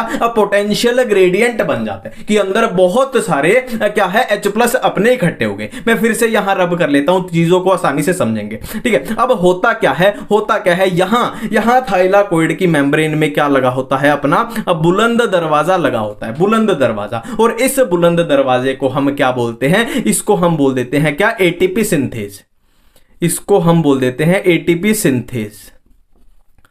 एटीपी सिंथेज, नाम से ही पता लग रहा है एटीपी सिंथेज, मतलब ये एटीपी की सिंथेसिस करवाएगा। और यहां क्या थे, हमारे पास बहुत सारे H प्लस इकट्ठे हो चुके थे, बहुत सारे H प्लस इकट्ठे हो चुके थे। ठीक है, अब बेसिकली होगा क्या, ये H प्लस क्या है, इस बुलंद दरवाजे से कहां जाएंगे, बाहर की तरफ जाएंगे। हैं, ये H प्लस इस बुलंद दरवाजे से, जिसका नाम है एटीपी सिंथेज, इससे ये बाहर की तरफ जाएंगे। अब ये H प्लस जब बाहर की तरफ जाएंगे तो यहां क्या है, एटीपी की प्रोडक्शन होगी। यहां पे क्या है, अपनी एटीपी की प्रोडक्शन होगी, है ना। तो एनर्जी यहां भी अपने पास बन रही है ये तरीके से, और यहां बन रही है अपने इस तरीके से, एटीपी बन रहे हैं, अपने एनर्जी बन रही है। इतनी बातें क्लियर है। और एटीपी सिंथेज में भी अगर डिटेल में बात करो तो इसके भी दो पोर्शन है। जो ये वाला होता है इसको मान लो आप बोल दो F0, और ये वाला इसका मुंह है, इसको बोल देते हैं F1, F0 F1। इतनी बातें क्लियर है, इतनी बातें क्लियर है। ठीक है, अब यहां पे एक और चीज मैं आपको बोलने जा रहा हूं, एक और चीज मैं फिर से यहां रब कर लेता हूं, सारी चीजों को लिखने के लिए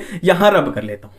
ठीक है, अब देखो मेरी एक एक बात पे ध्यान देना कि हमने क्या किया, यहां पे एटीपी की फॉर्मेशन की, एटीपी की फॉर्मेशन की। तो एटीपी की जब फॉर्मेशन होती है तो उस प्रोसेस को हम बोलते हैं फॉस्फोराइलेशन।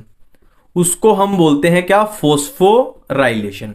ये पहली बात। दूसरी बात, हमने एटीपी की फॉर्मेशन कैसे की, लाइट का यूज करके। हमने कैसे की, लाइट का यूज करके। तो लाइट को हम क्या बोल देते हैं, फोटो। लाइट के लिए वर्ड यूज होता है फोटो। ठीक है, अब तीसरी बात मैं बोलने जा रहा हूं। तीसरी बात देखो, यहां से जो इलेक्ट्रॉन जा रहा था वो यहां पे खत्म हो गया, है ना। मैं क्या बोलना चाह रहा हूं, एक बार ध्यान से सुनो। यहां से जो इलेक्ट्रॉन निकला PS2 से, वो ऐसे जाके यहां पे खत्म हो गया। मतलब क्या है, जो इलेक्ट्रॉन निकला था वो घूम के वापस इसके पास नहीं पहुंच रहा। अब नहीं पहुंच रहा तो इस प्रोसेस को हम बोल देंगे नॉन साइक्लिक।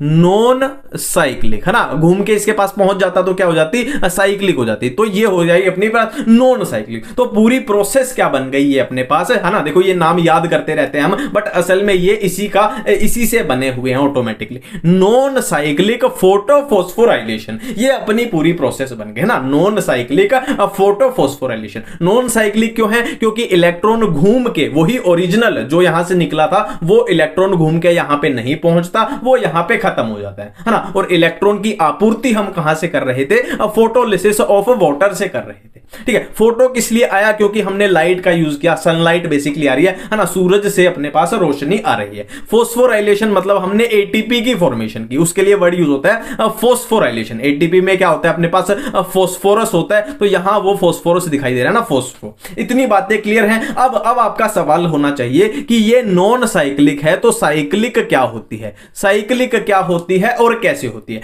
ये आपका सवाल अब होना चाहिए। अब हम देखने जा रहे हैं कि साइक्लिक फोटोफॉस्फोराइलेशन क्या होती है और कैसे होती है। ठीक है, उस पर हम बात करते हैं। देखो हम अपनी नॉन साइक्लिक फोटोफॉस्फोराइलेशन को बिल्कुल ही आसानी से समझ चुके हैं। अब मैं यहां पे बात करने वाला हूं साइक्लिक फोटोफॉस्फोराइलेशन की। तो उसको बताने से पहले मैं कुछ बातें आपको रिकॉल कराना चाहता हूं। कुछ बातें क्या, देखो हमने कैसे देखा था कि ये अपना एक थाइलाकोइड है, ये एक और थाइलाकोइड, एक और थाइलाकोइड, और इस थाइलाकोइड की बिल्डिंग को हम क्या बोल देते हैं, इस थाइलाकोइड की बिल्डिंग को हम बोल रहे थे क्या, ग्रेना बोल रहे थे। ठीक है, और ये कैसे हैं, ये अपने थाइलाकोइड ग्रेना में प्रेजेंट है, तो इनको हम granal thylakoid, granal thylakoid, granal thylakoid, इनको हम ऐसे नेमिंग कर रहे थे। ठीक है, और ऐसे ऐसे एक और मान लो हम ग्रेना बना ले, ये मैं एक और ग्रेना बना लेता हूं, ये मैंने एक और ग्रेना बना ली, तो ये भी ग्रेना है, और ये सारे क्या है, granal thylakoid, granal thylakoid, granal thylakoid. ठीक है, और ग्रेना को आपस में कौन जोड़ रहे थे, अपने आपस में कौन जोड़ रहे थे, इनको अपने स्ट्रोमल थाइलाकोइड। तो ये अपना हो जाएगा क्या, स्ट्रोमल थाइलाकोइड हो जाएगा।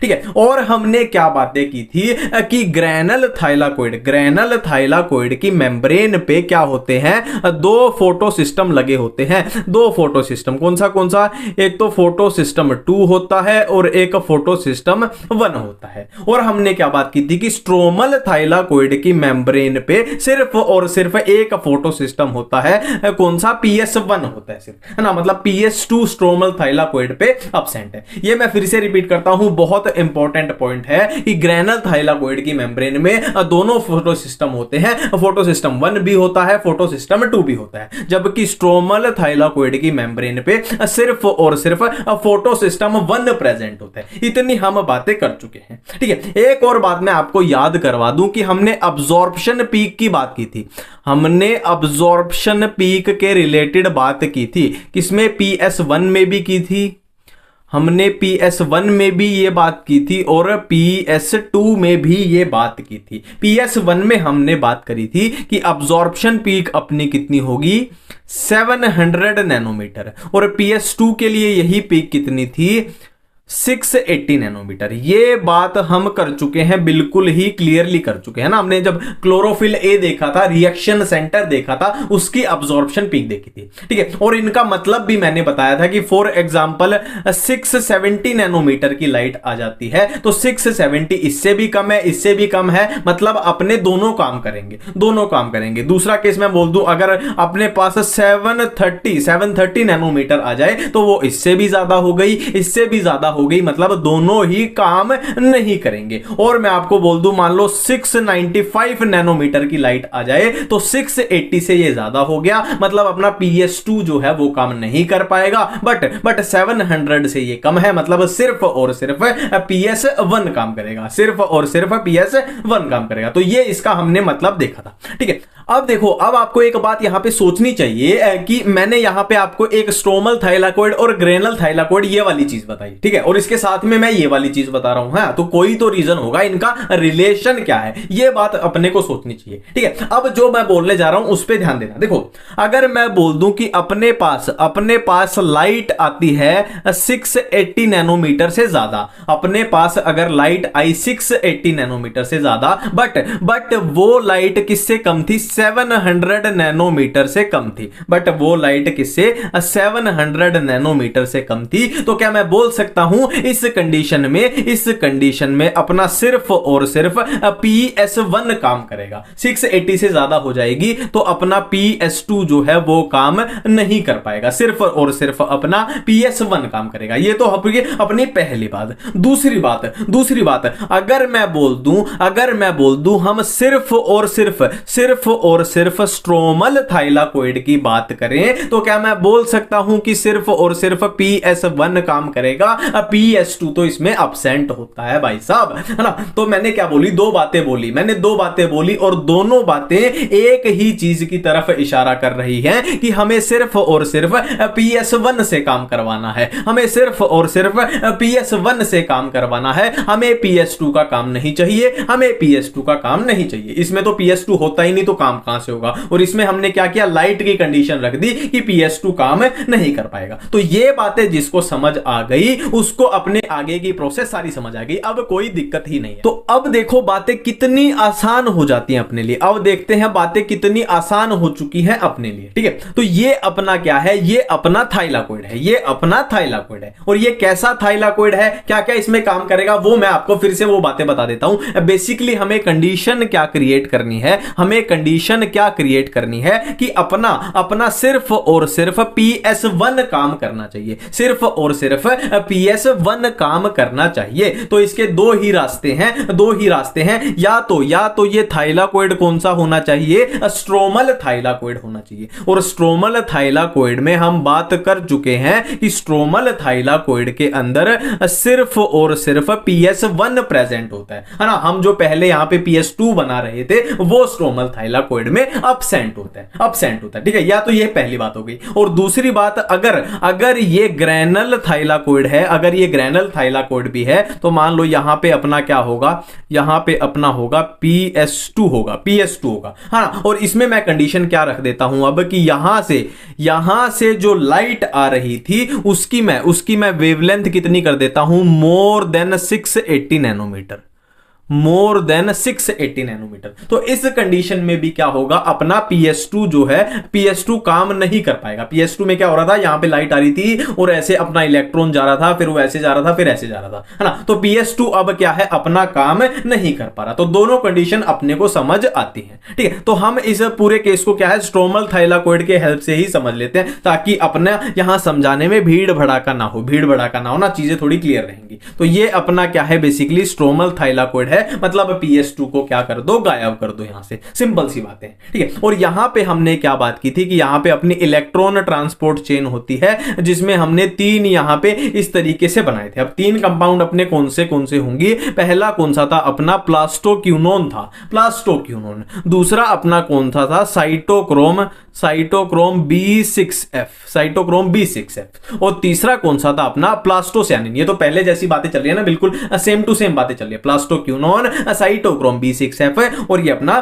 प्लास्टोसियानिन। और ये पूरी अपनी क्या बन चुकी है, अपनी इलेक्ट्रॉन ट्रांसपोर्ट चेन बन चुकी है, इलेक्ट्रॉन ट्रांसपोर्ट चेन। अब बेसिकली क्या होगा, लाइट जो आएगी, लाइट इधर से भी तो आएगी, हर जगह से आएगी, तो लाइट जो आई वो किस पे स्ट्राइक करेगी, अपने PS1 पे स्ट्राइक करेगी। अब PS1 पे जब लाइट स्ट्राइक करेगी तो क्या निकलेगा, इससे अपना निकलेगा क्या, इलेक्ट्रॉन निकलेगा, ठीक है। अब जाहिर सी बात है, हम PS1 में बात कर चुके थे कि प्राइमरी इलेक्ट्रॉन एक्सेप्टर कौन होता है, PS1 के केस में आयरन सल्फर प्रोटीन होता है, आयरन सल्फर प्रोटीन। और PS2 के केस में क्या था, याद कर लो एक बार, फियोफाइटिन था। और PS1 में आयरन सल्फर प्रोटीन। अब ये इलेक्ट्रॉन किसके पास जाएगा, है ना, प्राइमरी मतलब जो सबसे पहले इलेक्ट्रॉन एक्सेप्ट करेगा, ये इलेक्ट्रॉन गया आयरन सल्फर प्रोटीन के पास, ठीक है। अब कहां जाएगा ये इलेक्ट्रॉन, अब ये इलेक्ट्रॉन जाएगा अपने इलेक्ट्रॉन ट्रांसपोर्ट चेन में प्लास्टोक्यूनोन के पास। फिर कहां जाएगा, आगे जाएगा, फिर कहां जाएगा, इसके पास जाएगा,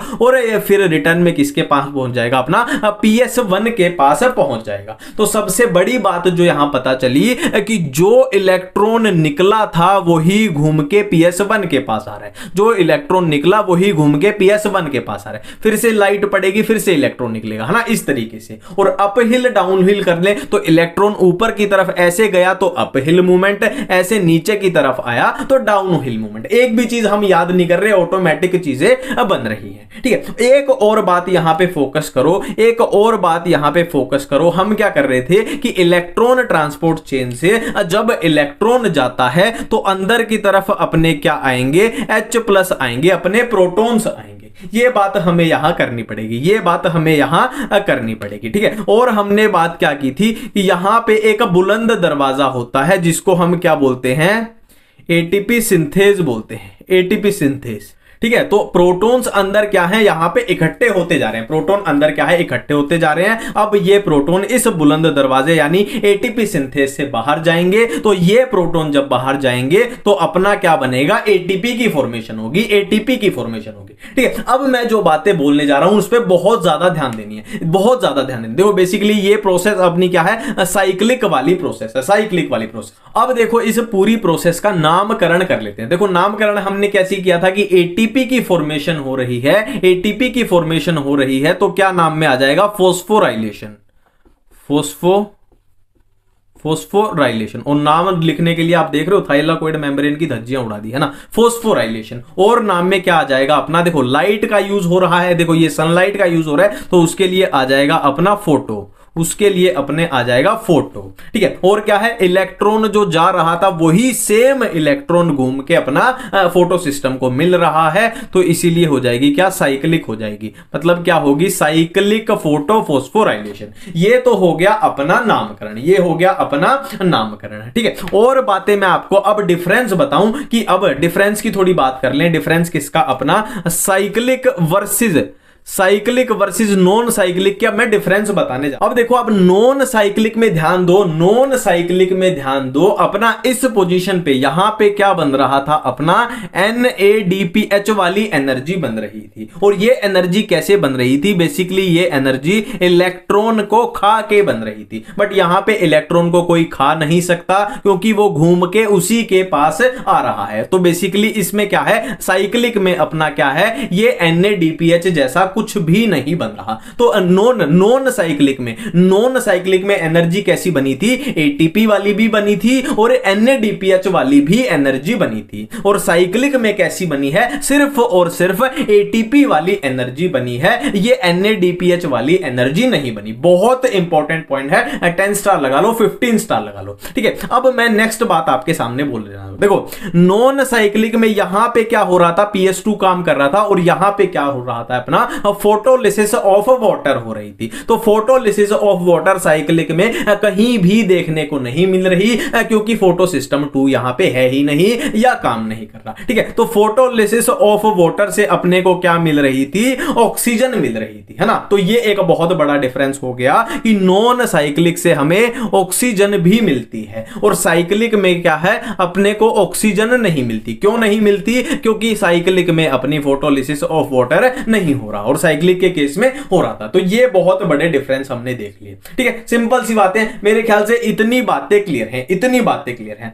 देखो अब हम समरी कर लेते हैं कि अभी तक हम क्या क्या कर चुके हैं, ठीक है। हम कैसे कैसे देख रहे हैं कि ऐसे ऐसे थाइलाकोइड होता है और थाइलाकोइड के अंदर के स्पेस को हम ल्यूमन बोलते हैं, इसको हम बोलते हैं थाइलाकोइड मेम्ब्रेन। और यहां पे अपने फोटो सिस्टम लगे होते हैं, है ना। और यहां से क्या है, अपनी लाइट आती है, बेसिकली सनलाइट, और ये इन पे फोटो सिस्टम पे स्ट्राइक करती है, ठीक है। मतलब क्या है, लाइट का गहरा संबंध है, लाइट का यहां गहरा संबंध है, सिंपल सी बात है। और हमने क्या देखा, हमने देखा नॉन साइक्लिक फोटोफॉस्फोराइलेशन, उसके बाद हमने देखी साइक्लिक फोटोफॉस्फोराइलेशन, ठीक है। इतनी बातें हमने देखी, ठीक है। अब आप देख लो नॉन साइक्लिक हो चाहे साइक्लिक हो, दोनों का लेना देना किसके साथ है, लाइट के साथ है, लाइट के साथ है, बिल्कुल डायरेक्ट कनेक्शन है। तो इनको नॉन साइक्लिक साइक्लिक ये जो भी हैं, इन्हीं को हम क्या बोल देते हैं, अपनी बहुत इंपॉर्टेंट है, बहुत इंपॉर्टेंट, 5 स्टार लगा लो, 10 स्टार लगा लो, लाइट रिएक्शन इनको हम बोल देते हैं, लाइट रिएक्शन, ठीक है। और एक बात यहां आपको बताने जा रहा हूं कि जो ये नॉन साइक्लिक फोटोफॉस्फोराइलेशन है ना, नॉन साइक्लिक है, इसी का दूसरा नाम, इसी को हम क्या बोल देते हैं, जेड स्कीम बोल देते हैं।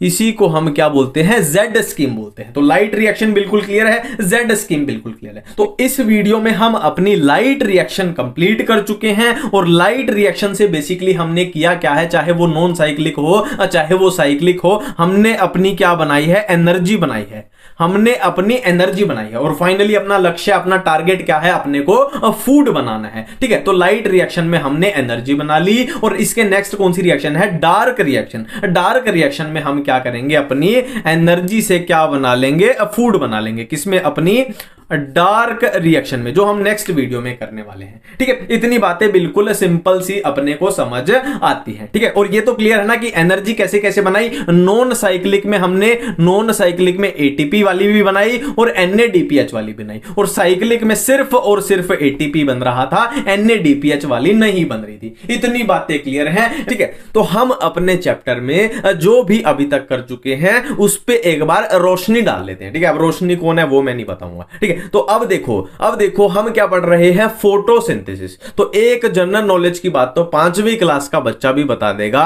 कि फोटोसिंथेसिस किसके अंदर होती है, प्लांट्स के अंदर होती है। और प्लांट्स में भी बात करें तो किसके अंदर, प्लांट्स की जो पत्तियां होती हैं, लीव्स होती है, उसके अंदर अपनी फोटोसिंथेसिस होती है ना। और फोटोसिंथेसिस में प्लांट बेसिकली कर क्या रहा है, प्लांट बेसिकली कर क्या रहा है, अपना खाना बना रहा है, अपना फूड बना रहा है। और किसका यूज करके हम बोल सकते हैं, सनलाइट का यूज करके। किसका यूज करके, सनलाइट का यूज करके। तो प्लांट क्या कर रहा है, लाइट का यूज करके अपना फूड बना रहा है। ठीक है, पर ये ऐसे डायरेक्ट ऐसे फूड नहीं बनता है। बीच में क्या बनाना पड़ता है, प्लांट को बीच में एनर्जी प्रोडक्ट बनाने पड़ते हैं, बीच में एनर्जी बनानी पड़ती है ना। तो बेसिकली पूरी फोटोसिंथेसिस अपनी क्या बोलती है कि प्लांट, कोई भी प्लांट इस लीफ के अंदर है ना, इस पत्ती के अंदर क्या करेगा, इस लाइट का यूज करके पहले क्या बनाएगा, अपने एनर्जी प्रोडक्ट्स बनाएगा और फिर क्या बनाएगा, अपना फूड बनाएगा, है ना। एनर्जी प्रोडक्ट्स जैसे हम बोल सकते हैं कि अपना ATP हो गया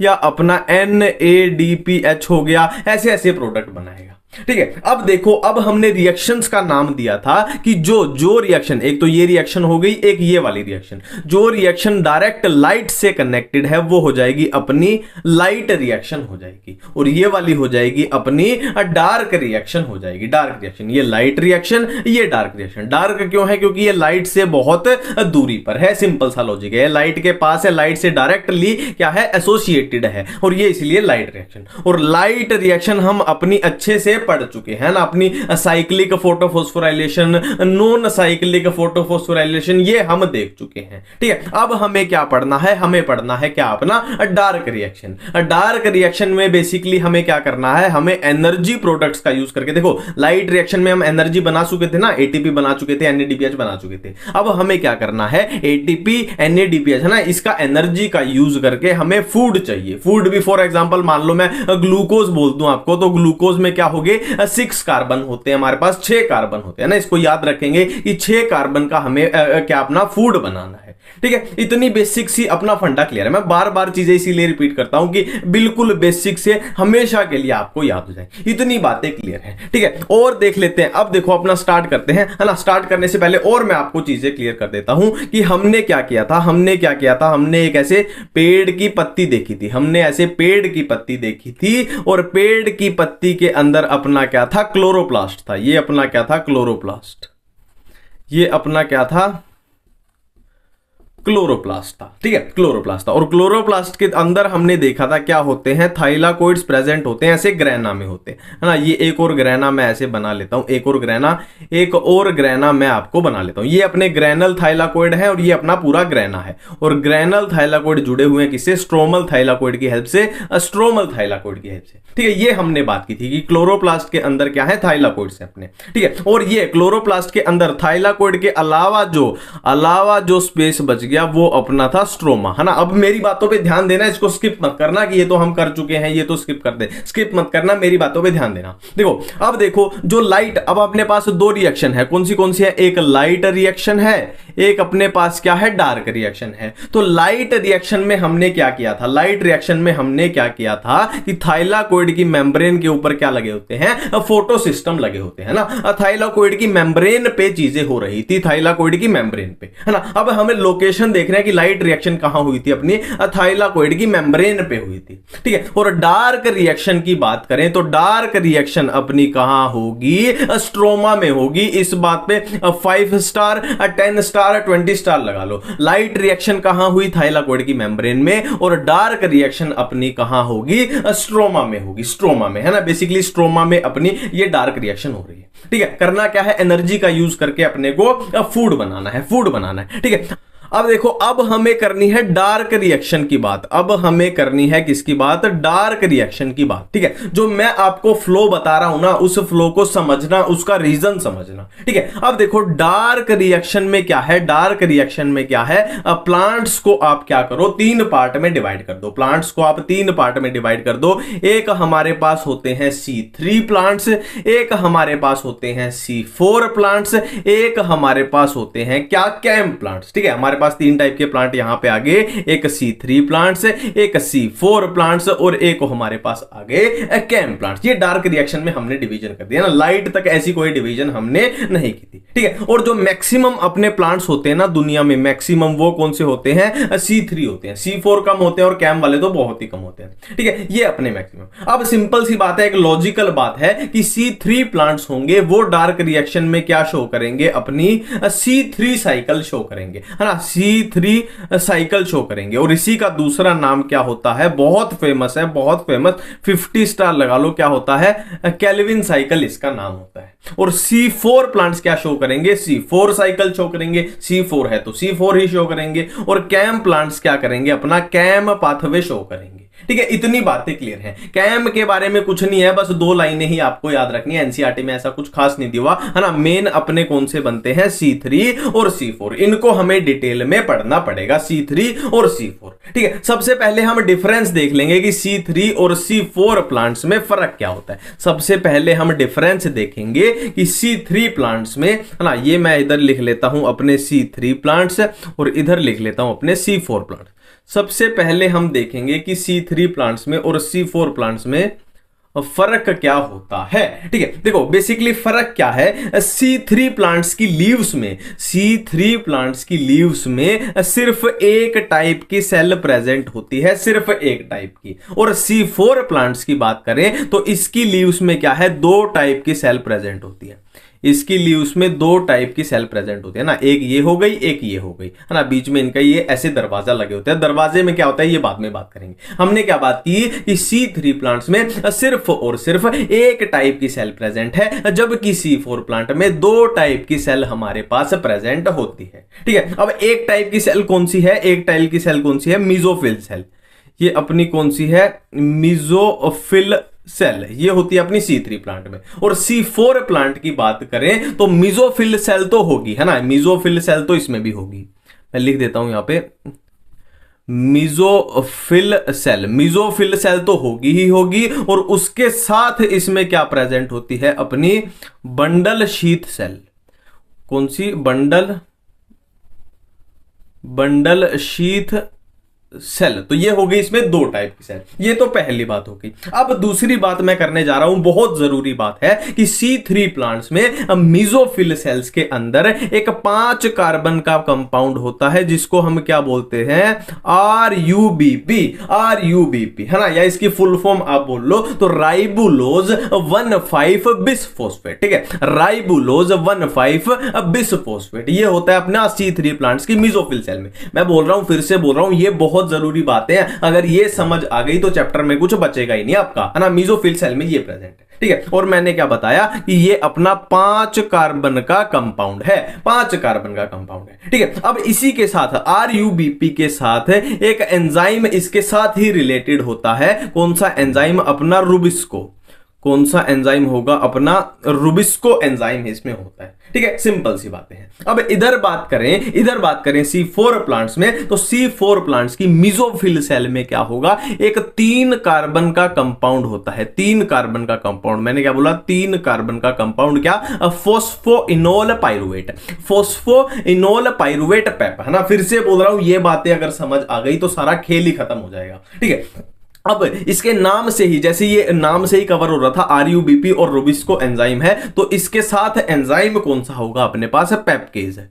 इसके साथ एंजाइम कौन सा होगा अपना पेप्केज। इतनी बातें समझ आ गई, ठीक है। अब बंडल शीथ सेल में क्या होता है, तो बंडल शीथ सेल में बिल्कुल सेम इस तरीके से जैसे C3 प्लांट्स की मेसोफिल सेल में था, क्या होगा अपने पास RUBP होगा। क्या होगा अपने पास RUBP होगा, जो कि क्या है एक 5 कार्बन का कंपाउंड है। और एंजाइम की बात करें तो जहां RUBP होगा वहां क्या होगा अपना रुबिस्को होगा, वहां क्या होगा अपना रुबिस्को होगा। इतनी बातें बिल्कुल ही अपने को क्लियर हो रही है C3 की और C4 की। मैं फिर से रिपीट करता हूं, ये बार बार रिपीट करता हूं, ये समझ आ गया तो सारा खेल ही खत्म है। C3 प्लांट्स में सिर्फ एक टाइप की सेल, कौन सी, मेसोफिल सेल। C4 प्लांट्स में अपने पास 2 टाइप की सेल होती है, mesophyll cell and bundle sheath cell, ठीक है। अब मेसोफिल सेल के अंदर एक 5 कार्बन का कंपाउंड होता है जिसको हम बोलते हैं RUBP यानी राइबोलेज 1,5 बिसफॉस्फेट, और इसके साथ एंजाइम कौन सा होगा अपना रुबिस्को। को नाम से ही क्लियर हो रहा है ना। और इधर मेसोफिल सेल्स की बात करें तो इसमें तीन कार्बन का कंपाउंड होगा जिसका नाम होगा फोस्फोइनोल पाइरुवेट पेप, है ना। और उसके एंजाइम कौन सा होगा, नाम से ही कवर हो रहा है, पेपकेज, है ना। और इधर बंडल शीथ सेल की बात करें तो बिल्कुल सिमिलर इसकी तरह कॉपी पेस्ट कर दो कि RUBP 5 कार्बन का कंपाउंड होगा और क्या होगा अपने पास एंजाइम रुबिस्को होगा। इतनी बातें बिल्कुल क्लियर है। अब हमें आगे बात करनी पड़ेगी। देखो यहां पे मैं कुछ बातें आपको क्लियर कर देता हूं ताकि हम कंफ्यूजन से एकदम दूर रहें। देखो हमने क्या बात की, अपने पास C3 प्लांट्स होते हैं, अपने पास C4 प्लांट्स होते हैं, और हमने क्या बात की कि C3 प्लांट्स में सिर्फ एक टाइप की सेल होती है मेसोफिल सेल्स, और C4 प्लांट्स में अपने पास मेसोफिल सेल्स भी है और क्या है बंडल शीथ सेल्स भी है, ठीक है। अब ये हमने बात की, तो हम चैप्टर कौन सा पढ़ रहे हैं, फोटोसिंथेसिस। तो फोटोसिंथेसिस के लिए आप इसी बात को याद रखना, कोई भी दिक्कत नहीं होगी, है ना। पर वैसे अगर इन जनरल अगर ज्यादा नॉलेज की बात, ज्यादा ज्ञान की बातें की जाएं तो क्या है बंडल शीथ सेल जो होती है ना वो अपनी C3 में भी होती है, C3 में भी होता है। पर फिर से मैं बोल रहा हूं इस कंफ्यूजन से बचने के लिए सिर्फ आपको क्या याद रखना है कि फोटोसिंथेसिस में अपने को कोई गड़बड़ी नहीं आएगी, कि C3 में अपने को याद रखना है कि फोटोसिंथेसिस का मतलब सिर्फ और सिर्फ मेसोफिल सेल, और C4 प्लांट में क्या है फोटोसिंथेसिस का मतलब मेसोफिल सेल्स भी होंगी और बंडल शीथ भी होंगी, है ना। ज्यादा ज्ञानी बनोगे तो क्या है मार खा जाओगे, ठीक है। इतनी बातें क्लियर हो रही है यहां पे। अब देखो कुछ और जरूरी बातें जो अपनी एनसीईआरटी में साफ साफ लिखी हैं, ठीक है। देखो हमने अभी अभी क्या देखा कि C3 प्लांट्स और C4 प्लांट्स में देखा, है ना। C3 प्लांट्स में क्या है सिर्फ और सिर्फ अपने पास मेसोफिल सेल्स होती हैं, और C4 प्लांट्स में अपने पास मेसोफिल सेल्स भी होती हैं और क्या है बंडल शीथ सेल होती हैं, ठीक है। अब मेसोफिल सेल तो देखो जगह जगह पिटती फिर रही है, C3 प्लांट्स में भरी पड़ी है, यहां भी भरी पड़ी है, बट यहां पे खास बात क्या है बंडल शीथ सेल में खास बात है ना। नाम भी देखो थोड़ा खास नहीं लग रहा, नाम देखो कितना खतरनाक है, बंडल शीथ सेल, है ना। तो बंडल शीथ सेल के बारे में अपनी एनसीईआरटी में कुछ कुछ बातें लिखी हुई हैं। अब उन कुछ कुछ बातों को हमें देखना पड़ेगा, सबसे पहले मैं नाम लिख लेता हूं इनका। देखो अपने पास नाम क्या है, बंडल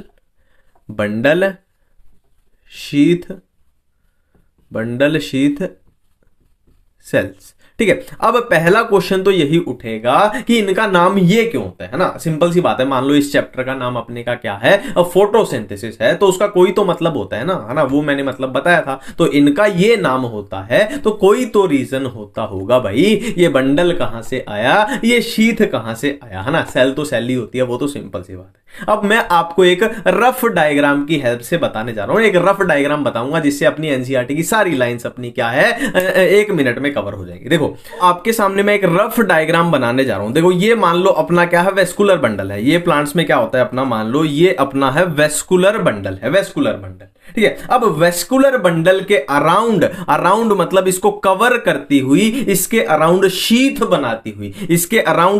बनाती हुई कुछ सेल्स प्रेजेंट होंगी। ये बिल्कुल मैं एक रफ डायग्राम बना रहा हूं चीजों को याद करने के लिए कि सारी चीजें अपने आप ऑटोमेटिकली कवर हो जाएंगे ना। मैंने क्या बोला, वेस्कुलर बंडल को शीथ करती हुई, कवर करती हुई सेल्स हमारे पास प्रेजेंट होती हैं, ठीक है। अब आपको बोल दिया जाए कि इन सेल्स का क्या है नामकरण करके बता बताओ तो नाम क्या हो गया। देखो बंडल के अराउंड है तो बंडल आ गया, और क्या कर रही है, कवर कर रही है, मतलब एक शीथ बना रही है तो शीथ आ गया, और क्या होती है, सेल्स होती हैं तो सेल्स आ गया। तो क्या बन गई अपनी बंडल शीथ सेल्स अपने पास बन के तैयार है। इतनी बातें बिल्कुल ही अपने पास क्लियर हो गई। ठीक है, अब एक और बात बता दूं, मैंने जो भी अभी बताया कि वेस्कुलर बंडल के अराउंड ये ऐसे शीथ बनाती हैं, तो एक तरीके से स्पेशल एनाटॉमी बन जाती है ना। क्या है, C4 प्लांट्स में बंडल शीथ सेल्स की वजह से एक खास एनाटॉमी हमारे पास बन जाती है लीव्स में, और उसको हम क्या बोलते हैं, अपनी क्रांज एनाटॉमी। क्रांज एनाटॉमी एनसीईआरटी में लिखा हुआ है, इस बात को याद रखेंगे कि क्रांज एनाटॉमी का रिलेशन किससे है, अपना C4 प्लांट्स के साथ है और बंडल शीथ सेल्स के साथ है। ये बात अपने याद रखेंगे, इससे ज्यादा इसमें क्वेश्चन नहीं बनेगा। ठीक है, क्रांज एनाटॉमी ये भी बात हमने देख ली। और क्या बातें हमें यहां देखनी पड़ेंगी, कि बंडल शीथ के सेल में, बंडल शीथ जो सेल होती हैं उनमें क्या है, अपना क्लोरोप्लास्ट जो होते हैं उनमें क्या है, जो अपने क्लोरोप्लास्ट होते हैं उनका नंबर बहुत ज्यादा होता है। ये हुई अपनी पहली बात। दूसरी बात क्या है, बंडल शीथ सेल की जो वॉल्स होती हैं, जो दीवारें होती हैं, वो थिक वॉल्स होती हैं। अब थिक वॉल है, मोटी दीवारें हैं, तो सीधी सी बात है जो गैस का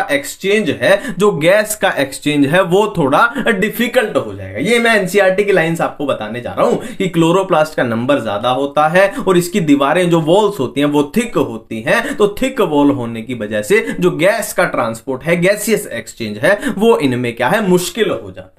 ठीक है, और मैं आपको एक बात यहां पे बता दूं कि इनमें क्या है, इंटरसेलुलर स्पेस है ना। देखो मान लो ये सेल्स हैं, ये मान लो कुछ इस तरीके से प्रेजेंट है, तो इनमें क्या है, अपना इंटरसेलुलर स्पेस जो होता है वो एक तरीके से अब्सेंट होता है ना। देखो बिल्कुल पास है, तो इंटरसेलुलर मतलब सेल के बीच का जो स्पेस है वो अब्सेंट होता है। मैंने यहां पे आपको 3 पॉइंट बताए, एक तो क्लोरोप्लास्ट का नंबर हाई है, और क्या है, इनकी वॉल्स थिक है तो गैसियस एक्सचेंज में मुश्किल है, और क्या है, इंटरसेलुलर स्पेस अब्सेंट होता है। ये पॉइंट बताए। और हमने क्या बात की थी, और हमने एक बात की थी किसके बारे में, मैं फिर से रिपीट कर देता हूं किसके बारे में बात की थी, हमने क्रांज एनाटॉमी की बात की थी, बहुत जरूरी बातें अपनी सारी कवर जो है ना, बिल्कुल इंपॉर्टेंट है, बिल्कुल सारी बातें किसकी हैं, अपनी ये एनसीईआरटी की बातें बोलने जा रहा हूं। अब देखो C4 प्लांट्स के आप है ना कुछ एग्जाम्पल भी याद कर लेना है ना, एनसीईआरटी में भी अपने 2 दिन लिखे हुए हैं ना, कौन से, जैसे एक मेज याद कर लेना कि अपना मेज जो है वो है C4 प्लांट्स है, और क्या है अपना एक शोरगम याद रख लेना, शोरगम भी क्या है, अपना C4 प्लांट है। एक आप मेन क्या है, शुगर केन याद रख लेना। ये तो हो गए 2-3 अपने इंपॉर्टेंट वाले हो गए कि बिल्कुल हाईलाइट वाले, मेज हो गया, शोगरगम हो गया, शुगर केन हो गया, ये तो आपको याद होने ही चाहिए। इतनी बातें क्लियर है। अब बढ़ते हैं आगे, हम स्टार्ट करने जा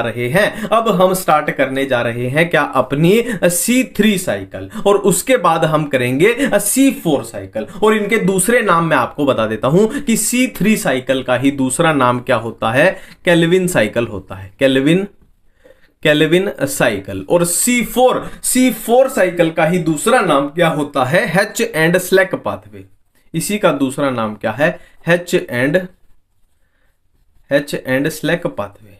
ये दूसरा नाम भी आपको कंफ्यूज कर देता है ना, एक बात को बिल्कुल क्लियर करेंगे, ये इनका दूसरा नाम है ना, बिल्कुल सिंपल सी बात है ना। अब करते हैं हम अपनी C3 साइकिल, फिर करेंगे आप अपनी C4 साइकिल। अब हम बात करने जा रहे हैं अपनी C3 साइकिल के बारे में, है ना। किसके बारे में बात करने जा रहे हैं, C3 साइकिल के बारे में, या इसी का दूसरा नाम क्या होता है, अपना केल्विन साइकिल। इसी का दूसरा नाम क्या होता है, केल्विन साइकिल। एक बात बिल्कुल आसान भाषा में बताऊंगा, लॉजिक के साथ बताऊंगा, सारी चीजें याद करके जाएंगे इसी वीडियो से, ठीक है। और देखो अब C3 प्लांट्स में मैंने क्या आपको बताया था कि C3 प्लांट्स के अंदर जो लीव्स होती हैं, तो लीव्स के अंदर सिर्फ एक टाइप की सेल्स प्रेजेंट होती हैं, कौन सी, अपने पास मिजोफिल सेल्स। सिर्फ एक टाइप की सेल्स प्रेजेंट होती हैं, कौन सी? मेसोफिल सेल्स, है ना। और C4 प्लांट्स में हमने क्या बात की थी कि दो टाइप की सेल्स होती हैं लीव्स के अंदर, एक तो होती है मेसोफिल सेल्स और दूसरी हमने क्या बात की थी अपनी bundle sheath cell. But C3 plants में क्या है, सिर्फ और सिर्फ क्या है, लीव्स के अंदर मेसोफिल सेल्स हमारे पास प्रेजेंट है। इतनी बातें क्लियर है, ठीक है। अब मैं आपको एक मजेदार बात बताता हूं, है ना। वैसे पहले भी मैंने बताई थी, फिर से यहां देख लो कि मेसोफिल सेल्स के अंदर क्या प्रेजेंट होता है अपना, C3 प्लांट्स में क्या प्रेजेंट होता है अपना, RUBP, या इसी को हम क्या बोल देते हैं, राइबुलोज 1,5 बिस्फोस्फेट। इतना अपना क्लियर है ना। RUBP मतलब राइबुलोज 1,5 बिस्फोस्फेट, है ना। तो बेसिकली हम जो C3 साइकिल अपनी पढ़ेंगे ना, वो हम इससे स्टार्ट करेंगे,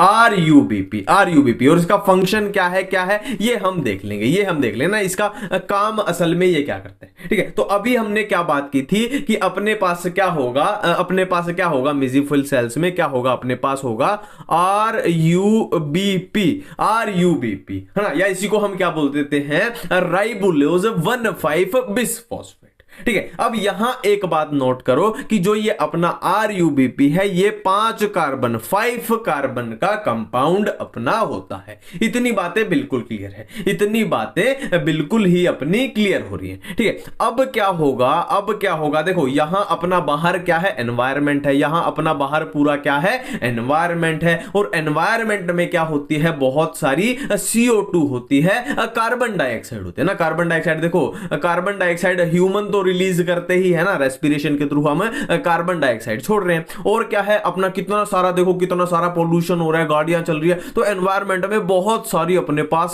CO2 है। एनवायरमेंट में अपने पास बहुत सारी क्या है, कार्बन डाइऑक्साइड है। अब ये कार्बन डाइऑक्साइड किसके साथ मिल जाएगी, इस RUBP के साथ यहां अपने पास मिल जाएगी, है ना। ये इसके साथ मिल गई। अब यहां ध्यान देने लायक बात क्या है कि कार्बन डाइऑक्साइड में हमारे पास कार्बन कितने थे, 1 कार्बन था। और यहां कितने थे अपने पास, 5 कार्बन थे। तो जाहिर सी बात है 5 कार्बन और 1 कार्बन जुड़ के यहां कितने पहुंच चुके अपने पास, 6 कार्बन, 6 कार्बन यहां पे अपने पास हो चुके हैं। इतनी बातें क्लियर हैं, ठीक है। अब यहां क्या बनेगा, अपना 3 फॉस्फोग्लिसरेट। यहां जो कंपाउंड इनसे मिलके जो बनेगा वो होगा अपना 3 फॉस्फोग्लिसरेट, ठीक है। अब देखो 3 फॉस्फोग्लिसरेट में अगर आपसे पूछ ले कि कितने कार्बन होंगे, तो आप क्या बोल दोगे, 6 कार्बन होंगे। और ये हो जाएगी आपकी जिंदगी की सबसे बड़ी गलती, है ना। 3 फॉस्फोग्लिसरेट में कितने कार्बन होते हैं हमारे पास, मैं रेड कलर से लिखूंगा यहां, कितने कार्बन होते हैं, इसमें 3 कार्बन होते हैं, ठीक है। अब आपको पूछना चाहिए कि यहां तो अपने पास 6 कार्बन होने चाहिए, तो 3 कैसे हैं, तो जाहिर से बात है भाई 3 फॉस्फोग्लिसरेट के हमारे पास 2 कंपाउंड बनते हैं ना। अब 2 बनेंगे तो एक में 3 कार्बन, तो 2 में कितने हो जाएंगे अपने पास, 6 कार्बन हो जाएंगे। अपना बैलेंस अब बन चुका है, ठीक है। एक और बात मैं यहां पे जरूरी आपको मैं बता दूं कि इस प्रोसेस में आपका क्या हुआ है, CO2 की फिक्सेशन हुई है। इस प्रोसेस में क्या हुई है, कार्बन डाइऑक्साइड की CO2 की फिक्सेशन हुई है। इसीलिए इस स्टेप को हम क्या बोल देंगे, कार्बोक्सिलेशन बोल देंगे। इसीलिए इस स्टेप को क्या बोल देंगे, कार्बोक्सिलेशन। एक एक बात का लॉजिक समझेंगे फिर याद करेंगे, ऐसे नहीं कि डायरेक्ट रटने लग गए। एक एक बात का लॉजिक समझ आ रहा है ना। कार्बोक्सिलेशन क्यों है, कौन की, कार्बन डाइऑक्साइड की इसमें फिक्सेशन हो रही है, CO2 फिक्सेशन हो रही है, ठीक है। अब यहां पे एक और बेहतरीन क्वेश्चन आपके सामने आ जाएगा कि C3 साइकिल में, ये हम क्या पढ़ रहे हैं, C3 साइकिल पढ़ रहे हैं। C3 साइकिल में कार्बन डाइऑक्साइड जिसके साथ जुड़ी है, वो कैसा कंपाउंड है, अपना 5 कार्बन का कंपाउंड है। 5 कार्बन का कंपाउंड, ये भी एक बहुत सुपर हिट क्वेश्चन अपना बन जाता है, ठीक है। बिल्कुल इतनी बातें क्लियर हैं। अब हम आगे बढ़ते हैं, ठीक है। अब क्या होगा, इस फॉस्फोग्लिसरेट में क्या हो जाएगी, अपने पास रिडक्शन हो जाएगी। इस फॉस्फोग्लिसरेट में अपने पास क्या हो जाएगी, रिडक्शन हो जाएगी। और यहां क्या बन जाएगा, अपना ट्रायोज फॉस्फेट। यहां क्या बन जाएगा, अपना ट्रायोज फॉस्फेट, ट्रायोज फॉस्फेट, ठीक है। और ट्रायोज फॉस्फेट बिल्कुल सेम इसके तरीके से क्या है, अपना 3 कार्बन का कंपाउंड है। और कितने बनेंगे, टोटल 2 बनेंगे, है ना। तो 2 गुना 3 कितने हो गए, इसमें भी अपने 6 कार्बन थे, 6 कार्बन थे, 6 कार्बन यहां पे अपने चल रहे हैं, बिल्कुल बैलेंस हो रहा है ना। और ये अपना स्टेप क्या हो गया, अपना रिडक्शन हो गया। ये क्या था, अपना कार्बोक्सिलेशन था। इतनी बातें क्लियर है, इतनी बातें क्लियर है, ठीक है। अब यहां अपने पास टोटल कितने हैं, टोटल कितने हैं, 6 कार्बन अवेलेबल है, ठीक है। अब होगा क्या, इन 6 कार्बन में से, इन 6 कार्बन में से क्या होगा, एक कार्बन यहां निकल जाएगा, एक कार्बन यहां निकल जाएगा, ठीक है। एक कार्बन यहां निकल जाएगा। अब इस कार्बन का हम क्या करेंगे, ये मैं बाद में बताऊंगा, बस इतना याद रखो। यहां एक कार्बन निकल गया तो यहां कितने बच गए अपने पास, सिर्फ और सिर्फ 5 कार्बन बच गए। सिर्फ और सिर्फ यहां कितने बच गए अपने पास, 5 कार्बन बच गए। और ये देखो कितना का अपने पास 5 कार्बन का है। तो यहां से ये चीज क्या है, रीजनरेट होके फिर से अपना 5 कार्बन का क्या बना देगी, RUBP यानी राइबुलोज 1,5 बिसफॉस्फेट। अब देखो इस स्टेप में अपना क्या है, जो RUBP है वो रीजनरेट हो रहा है, इसीलिए इस स्टेप को हम क्या बोल देते हैं, रीजनरेशन बोल देते हैं, रीजनरेशन। तीनों स्टेप बिल्कुल क्लियर है। कार्बोक्सिलेशन क्यों है, CO2 की फिक्सेशन हुई, ये अपना रिडक्शन, और यहां अपना RUBP क्या है, रीजनरेट हो रहा है, इसीलिए प्रोसेस को बोल दिया रीजनरेशन। और कार्बन का बैलेंस बिल्कुल क्लियर है, 5 कार्बन थे, 5 कार्बन में एक कार्बन कार्बन डाइऑक्साइड का जुड़ गया तो 6 कार्बन हो गए। अब 6 कार्बन से हमने क्या किया, 3 कार्बन के 2 कंपाउंड बना लिए। और फिर से हमने क्या किया, 3 कार्बन के 2 कंपाउंड बना लिए। अब इस टोटल में क्या है, हमारे पास 6 कार्बन है। 6 कार्बन से हमने क्या किया, 1 कार्बन को निकाल लिया और 5 कार्बन फिर से रीजनरेट होके, रीजनरेशन करके अपना RUBP बन चुका है, ठीक है। अब आपको एक सवाल पूछना चाहिए कि इस प्लांट ने इस एक कार्बन को क्यों अलग निकाल लिया, है ना। तो सिंपल सी बात है यार, सिंपल सी बात है। ये सारी प्रोसेस, ये सारी चीजें जो भी प्लांट कर रहा है, किस लिए कर रहा है, फूड बनाने के लिए, अपना खाना बनाने के लिए। और खाना मान लो अपना वो ग्लूकोज बनाना चाहता है। अब ग्लूकोज में हमें पता है क्या है, 6 कार्बन प्रेजेंट होते हैं। ग्लूकोज में कितने होते हैं, 6 कार्बन होते हैं। तो ये कार्बन उस ग्लूकोज को बनाने में यूज हो रहा है, ठीक है। अब आपका सवाल होना चाहिए कि भाई ग्लूकोज में तो 6 कार्बन है और इसने निकाला कितना है, सिर्फ एक साइकिल में कितना निकाला, सिर्फ 1 कार्बन निकाला। तो जाहिर सी बात है एक ग्लूकोज का मॉलिक्यूल बनाने के लिए ये साइकिल हमें 6 टाइम्स, 6 बार रिपीट करनी पड़ेगी, है ना। एक साइकिल में 1 कार्बन निकला तो 6 कार्बन 6 बार में निकलेंगे। तो ये साइकिल ऐसे 6 बार घूमेगी, जब जाके अपना एक ग्लूकोज मिल रहा है हमें। इतनी बातें बिल्कुल ही क्लियर कर ली, ठीक है। अब हम बात कर लेते हैं एनर्जी की। कि कहां एनर्जी का लेना देना है। देखो कार्बोक्सिलेशन वाले स्टेप में एनर्जी का कोई भी लेना देना नहीं है, और रिडक्शन वाले स्टेप में आपको एनर्जी का लेना देना याद रखना है। आपको एनर्जी का लेना देना याद रखना क्या है, अपने 2 ATP इसमें खर्च होते हैं, और क्या है, 2 NADPH, ठीक है। अब मेरी बातें याद करो, हमने लाइट रिएक्शन में क्या की थी, अपनी एनर्जी बनाई थी। लाइट रिएक्शन में हम क्या कर रहे थे, वो अपने साइक्लिक और नॉन साइक्लिक जो फॉस्फोराइलेशन की थी, वो किस लिए की थी, एनर्जी बनाने के लिए। अब उसी एनर्जी का हम यूज किस लिए कर रहे हैं, अपना फूड बनाने के लिए कर रहे हैं ना। सारा लॉजिक अपने को समझ आ रहा है, ठीक है। तो यहां तो ये एनर्जी का लेना देना। अब बात करते हैं रीजनरेशन वाले स्टेप में। तो यहां एनर्जी का क्या लेना देना होगा, यहां एनर्जी का लेना देना है, अपने पास क्या है, 1 ATP खर्च हो रहा है, 1 ATP, ठीक है। अब पूरी केल्विन साइकिल की अगर बात कर ले तो टोटल अपने पास क्या आएंगे, कि 3 ATP खर्च हो रहे हैं। 3 ATP, 2 तो यहां हो गए, 1 यहां हो गया, और क्या है, 2 NADPH, 2 NADPH। ये एनर्जी का खर्चा इस पूरी साइकिल में हो रहा है, ये एनर्जी का खर्चा, ठीक है। अब मेरी एक बात ध्यान दो, ये अपना एक साइकिल में खर्चा हुआ है। अगर आपसे क्वेश्चन पूछ लिया जाए कि एक ग्लूकोज का मॉलिक्यूल बनाने के लिए कितनी एनर्जी खर्च होगी, तो एक ग्लूकोज का मॉलिक्यूल बनाने के लिए हमें 6 बार ये साइकिल घुमानी पड़ेगी। सिंपली क्या करो, इसको 6 से मल्टीप्लाई कर दो, इसको क्या करो, इसको भी आप क्या कर दो, 6 से मल्टीप्लाई कर दो, 6 से मल्टीप्लाई कर दो। तो ATP अपने कितने कितने आ जाएंगे, एटीपी अपने आ जाएंगे 18 एटीपी, और NADPH अपने कितने आ जाएंगे, 12 आ जाएंगे, है ना। तो ये हो गया अपना एक ग्लूकोज के लिए आंसर हो गया कि 6 बार साइकिल घूमेंगी तो 18 एटीपी का खर्चा होगा और 12 NADPH का खर्चा होगा। ठीक है, केल्विन साइकिल आपकी पैक हो चुकी है, बिल्कुल साथ की साथ चीजें याद हो चुकी हैं, इसमें इसके बाद कोई भी दिक्कत नहीं आने वाली, है ना। ये हमने क्या की है, अपनी C3 साइकिल या फिर केल्विन साइकिल बोलो, ये अपनी पैक हो चुकी है।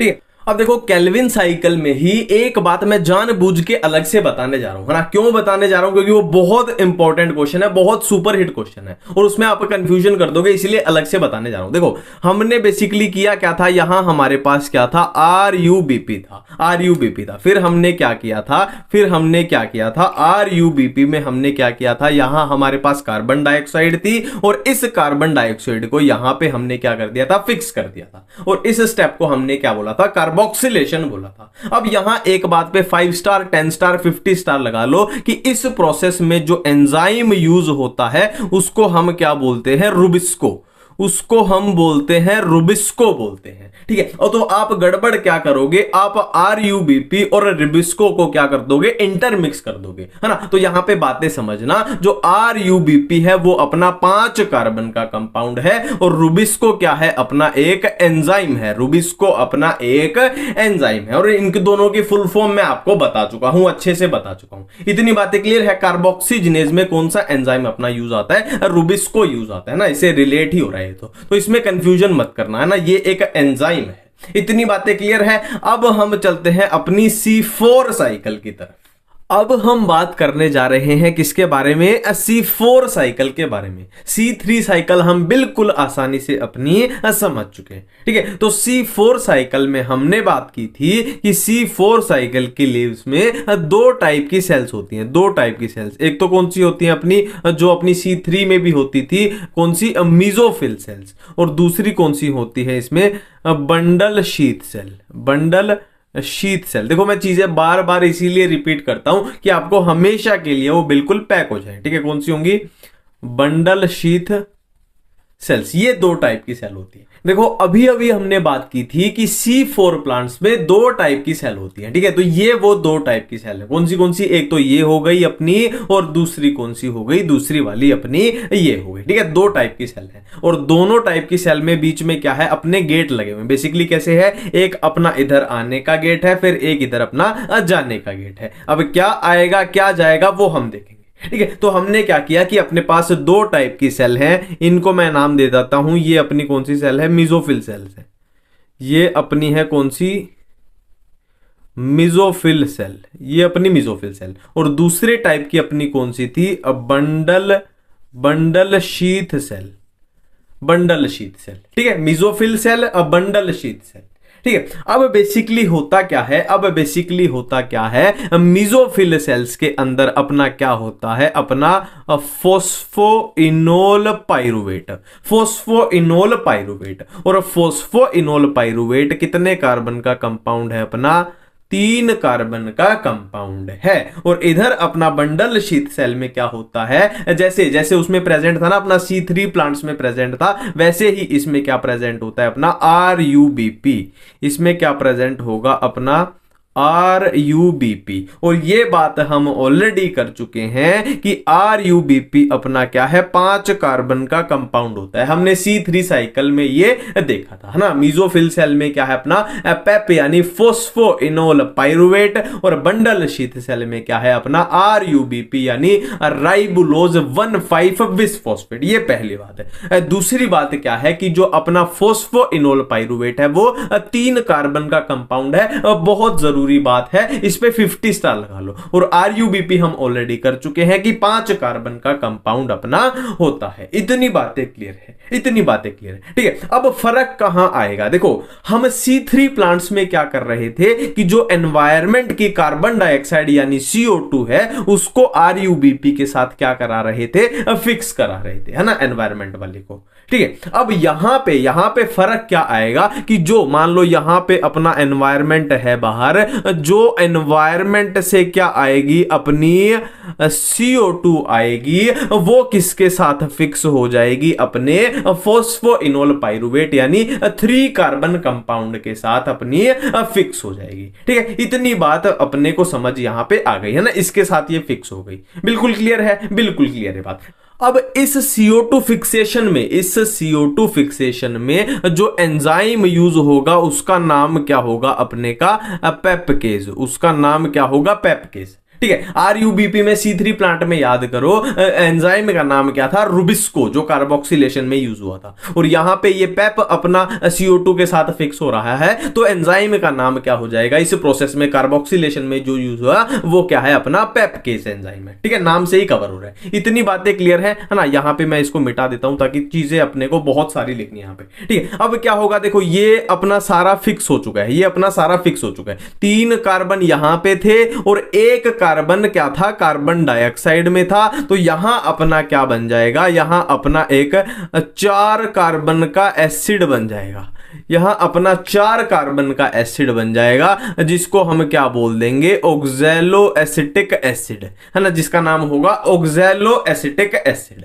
ठीक है, अब इस 4 कार्बन के एसिड से एक और 4 कार्बन का एसिड बन जाएगा। 4 कार्बन तो समझ रहे हो ना, 3 कार्बन इसमें थे, 1 कार्बन इसमें, एक और क्या बन जाएगा, 4 कार्बन का एसिड बन जाएगा। अब ये कौन सा बनेगा, ये कौन सा बनेगा, या तो बनेगा मैलिक एसिड बनेगा या फिर अपना एस्पेरेटिक एसिड बनेगा, या मैलिक एसिड या एस्पेरेटिक एसिड। अब यहां पे इस दरवाजे पे क्या है, अपने पास 4 कार्बन का एसिड है। अब ये 4 कार्बन का एसिड ये दरवाजे को क्रॉस करके कहां पहुंच जाएगा, अपना बंडल शीथ सेल में पहुंच चुका है। ये 4 कार्बन का एसिड अपना यहां पहुंच गया, 4 कार्बन का एसिड अब अपना यहां पहुंच चुका है। ठीक है, अब क्या होगा, देखो इसके पास कितने हैं, 4 कार्बन है। तो अब क्या होगा बेसिकली हम क्या करेंगे, इस 4 कार्बन से हम बना लेंगे एक 3 कार्बन का एसिड। हम इस 4 कार्बन के एसिड से 3 कार्बन का एसिड बना लेंगे। तो जाहिर सी बात है, यहां 4 कार्बन, यहां 3 कार्बन, मतलब 1 कार्बन अपना यहां पे निकला है। और वो किस फॉर्म में निकलेगा, अपना CO2 के फॉर्म में, कार्बन डाइऑक्साइड के फॉर्म में। समझ रहे हो ना, कार्बन का बैलेंस समझो, बहुत जरूरी है। 4 कार्बन थे, 1 कार्बन हमने CO2 में निकाल लिया, तो यहां बच गया अपना 3 कार्बन का एसिड। अब ये CO2 क्या है, बिल्कुल जैसे C3 साइकिल में हम कर रहे थे ना कि RUBP के साथ 5 कार्बन कंपाउंड के साथ अपनी CO2 फिक्स हो जाएगी, फिर अपना क्या बनेगा, अपना वो फॉस्फोग्लिसरेट, ट्रायोज फॉस्फेट, वो सब बिल्कुल सेम तरीके से वो साइकिल चलेगी, बेसिकली अपनी C3 साइकिल जैसी चलेगी, है ना। ये इसके साथ फिक्स हो गई, है ना। सिंपल सी बात इतनी समझ में आई, है ना। और इसके साथ फिक्स होगी तभी तो अपना क्या बन रहा था, हमने बोला था ना वो कि 1 कार्बन निकाल लेंगे, हम अपना ग्लूकोज फूड बना रहे थे।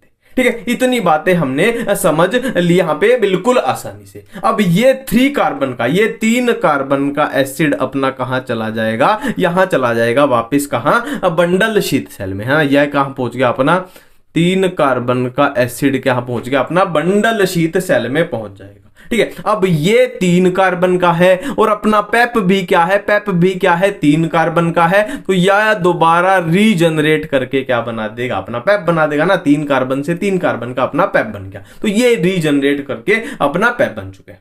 अब देखो आप इस पूरी प्रोसेस में अब स्टेप्स के नाम देखो यहां पे अपनी कार्बन डाइऑक्साइड फिक्स हो रही है, तो इस प्रोसेस को हम क्या बोल देंगे, फिक्सेशन बोल देंगे। इसको हमने क्या बोल दिया, पूरे को फिक्सेशन बोल दिया। ठीक है, और इधर क्या है, अपनी कार्बन डाइऑक्साइड क्या हो रही है, अलग हो रही है। अलग मतलब डी, और डी मतलब डी कार्बोक्सिलेशन।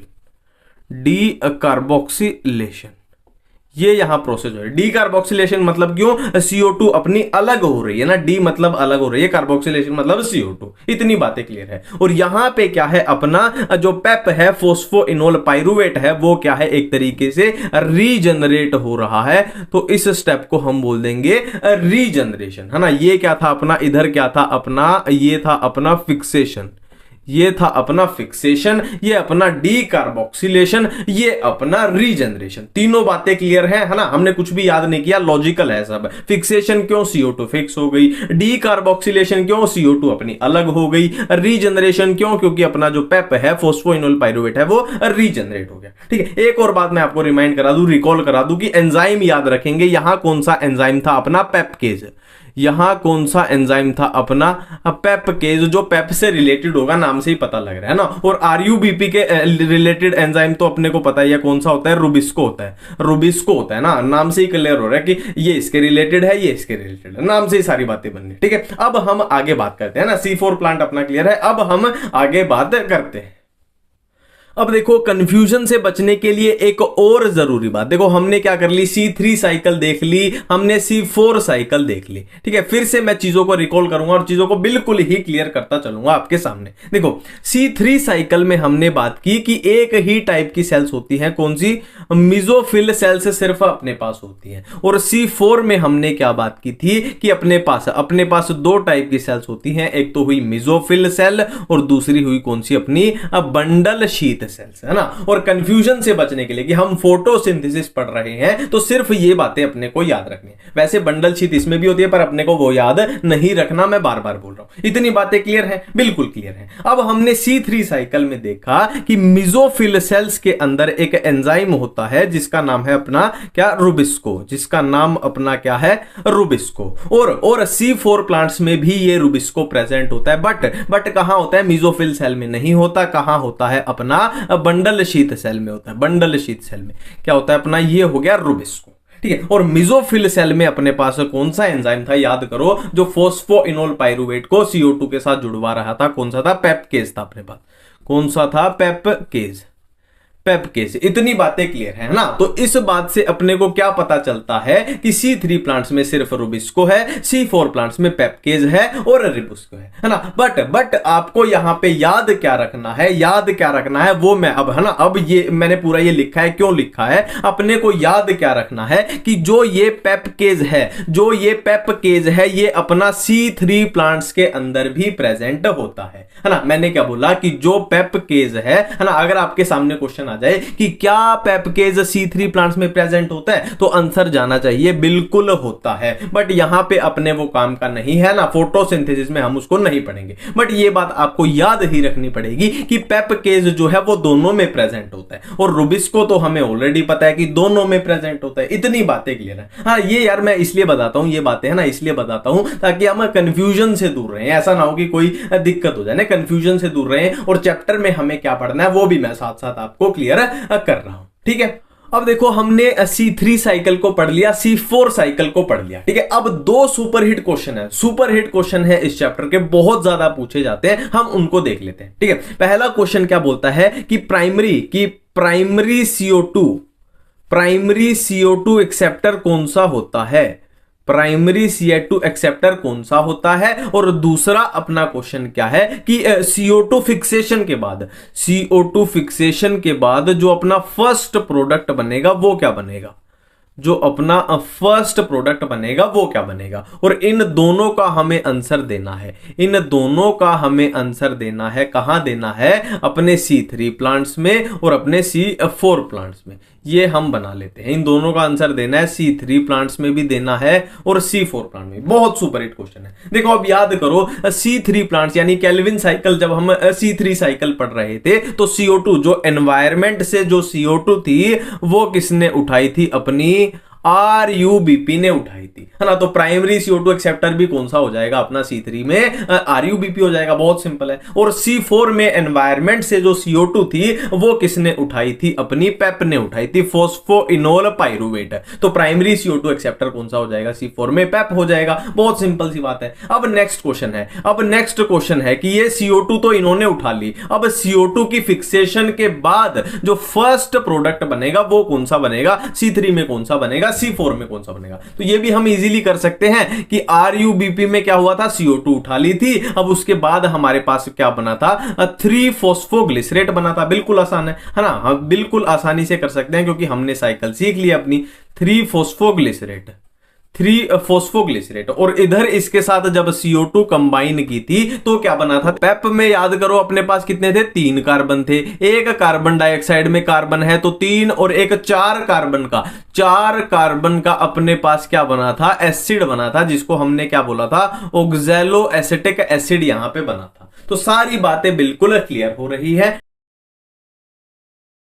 बहुत इंपॉर्टेंट टॉपिक है फोटो रेस्पिरेशन, इसमें बिल्कुल भी कंफ्यूज नहीं होना है, बिल्कुल सिंपल तरीके से चलेंगे। देखो हमने केल्विन साइकिल में किया था कि नॉर्मली C3 प्लांट्स में क्या होता है, RuBp जो कि एक 5 कार्बन कंपाउंड है वो CO2 के साथ कंबाइन कर जाएगा, और CO2 में कितने कार्बन है, 1 कार्बन है, तो टोटल कितने कार्बन हो गए, 6 कार्बन। तो ये कंबाइन करके क्या बना देंगे, 2 मॉलिक्यूल किसके बनाएंगे, फोस्फोग्लिसरेट के। अब एक फोस्फोग्लिसरेट में 3 कार्बन, तो 2 में कितने हो जाएंगे, 6 कार्बन। तो 6 कार्बन अपने इक्वल हो गए। ये तो है अपनी नॉर्मल कंडीशन जो अभी तक हमने की, ठीक है। बट फोटो रेस्पिरेशन में क्या होता है, RuBp के साथ जहां CO2 कंबाइन करनी थी वहां पे ऑक्सीजन कंबाइन कर जाती है, ऑक्सीजन, ठीक है। RuBp सेम रहेगा, 5 कार्बन का कंपाउंड, ऑक्सीजन में कोई भी कार्बन नहीं है, ठीक है। अब बनेगा क्या, एक तो बन जाएगा यही फोस्फोग्लिसरेट जो है 3 कार्बन का कंपाउंड, और बच कितने गए, अब 2 कार्बन बच गए, तो यहां पे एक 2 कार्बन का कंपाउंड बन जाता है जिसको क्या बोलते हैं, फोस्फोग्लाइकोलेट, ठीक है, फोस्फोग्लाइकोलेट। तो ये है simple photo respiration. Photo respiration का प्लांट को नुकसान ही नुकसान है, चाहे एनर्जी के नजरिए से देखो, चाहे फूड बनने के नजरिए से देखो, हर तरीके से ये प्लांट का नुकसान करेगी, ठीक है। अब एक इंपॉर्टेंट बात है कि C4 प्लांट में, यहां पे हम C3 प्लांट की बात कर रहे थे, C4 प्लांट में फोटो रेस्पिरेशन नहीं होती। क्यों नहीं होती, देखो फोटो रेस्पिरेशन होने का कारण क्या था, रीजन क्या था, कि यहां पे अगर CO2 अवेलेबल होती, O2 की जगह ज्यादा CO2 होती, तो ये नहीं होती है ना। तो ये इनके पास C4 प्लांट के पास एक ऐसी मैकेनिज्म होती है कि वो CO2 की कमी होने नहीं देते, मतलब ऑक्सीजन का नंबर वो आने ही नहीं देंगे, एंजाइमेटिक साइट पे CO2 की कमी बिल्कुल भी होने ही नहीं देंगे, ठीक है। इतनी सी सिंपल सी बात है। पहले फोटोसिंथेसिस के रिलेटेड जो एनसीईआरटी में साइंटिस्ट दिए हुए हैं उनको कर लेते हैं। पहले ये वाले 3 कर लेंगे और फिर ये वाले 2 कर लेंगे। अब ये वाले 3 साथ में क्यों लिखे हैं, क्योंकि तीनों जे से स्टार्ट हो रहे हैं। अब देखो इनको आप डायरेक्टली याद कर सकते हो तो डायरेक्टली याद कर लेना, और मैं थोड़ी थोड़ी सी ट्रिक्स बताऊंगा, वो आपको अच्छी लगे तो वो फॉलो कर लेना, ठीक है। सबसे पहले है जोसेफ प्रिस्टले। जोसेफ प्रिस्टले ने क्या बताया, अब इसको कैसे याद रखना है, देखो प्रीस्ट क्या होता है, प्रीस्ट क्या होता है, पुजारी या मौलवी या पादरी, कुछ भी बोलो, है ना। प्रीस्ट के भगवान के साथ सीधे रिलेशन होते हैं, मतलब ये बहुत पावरफुल होता है, प्रीस्ट बहुत पावरफुल होता है, तो ये हवाओं को मोड़ सकता है।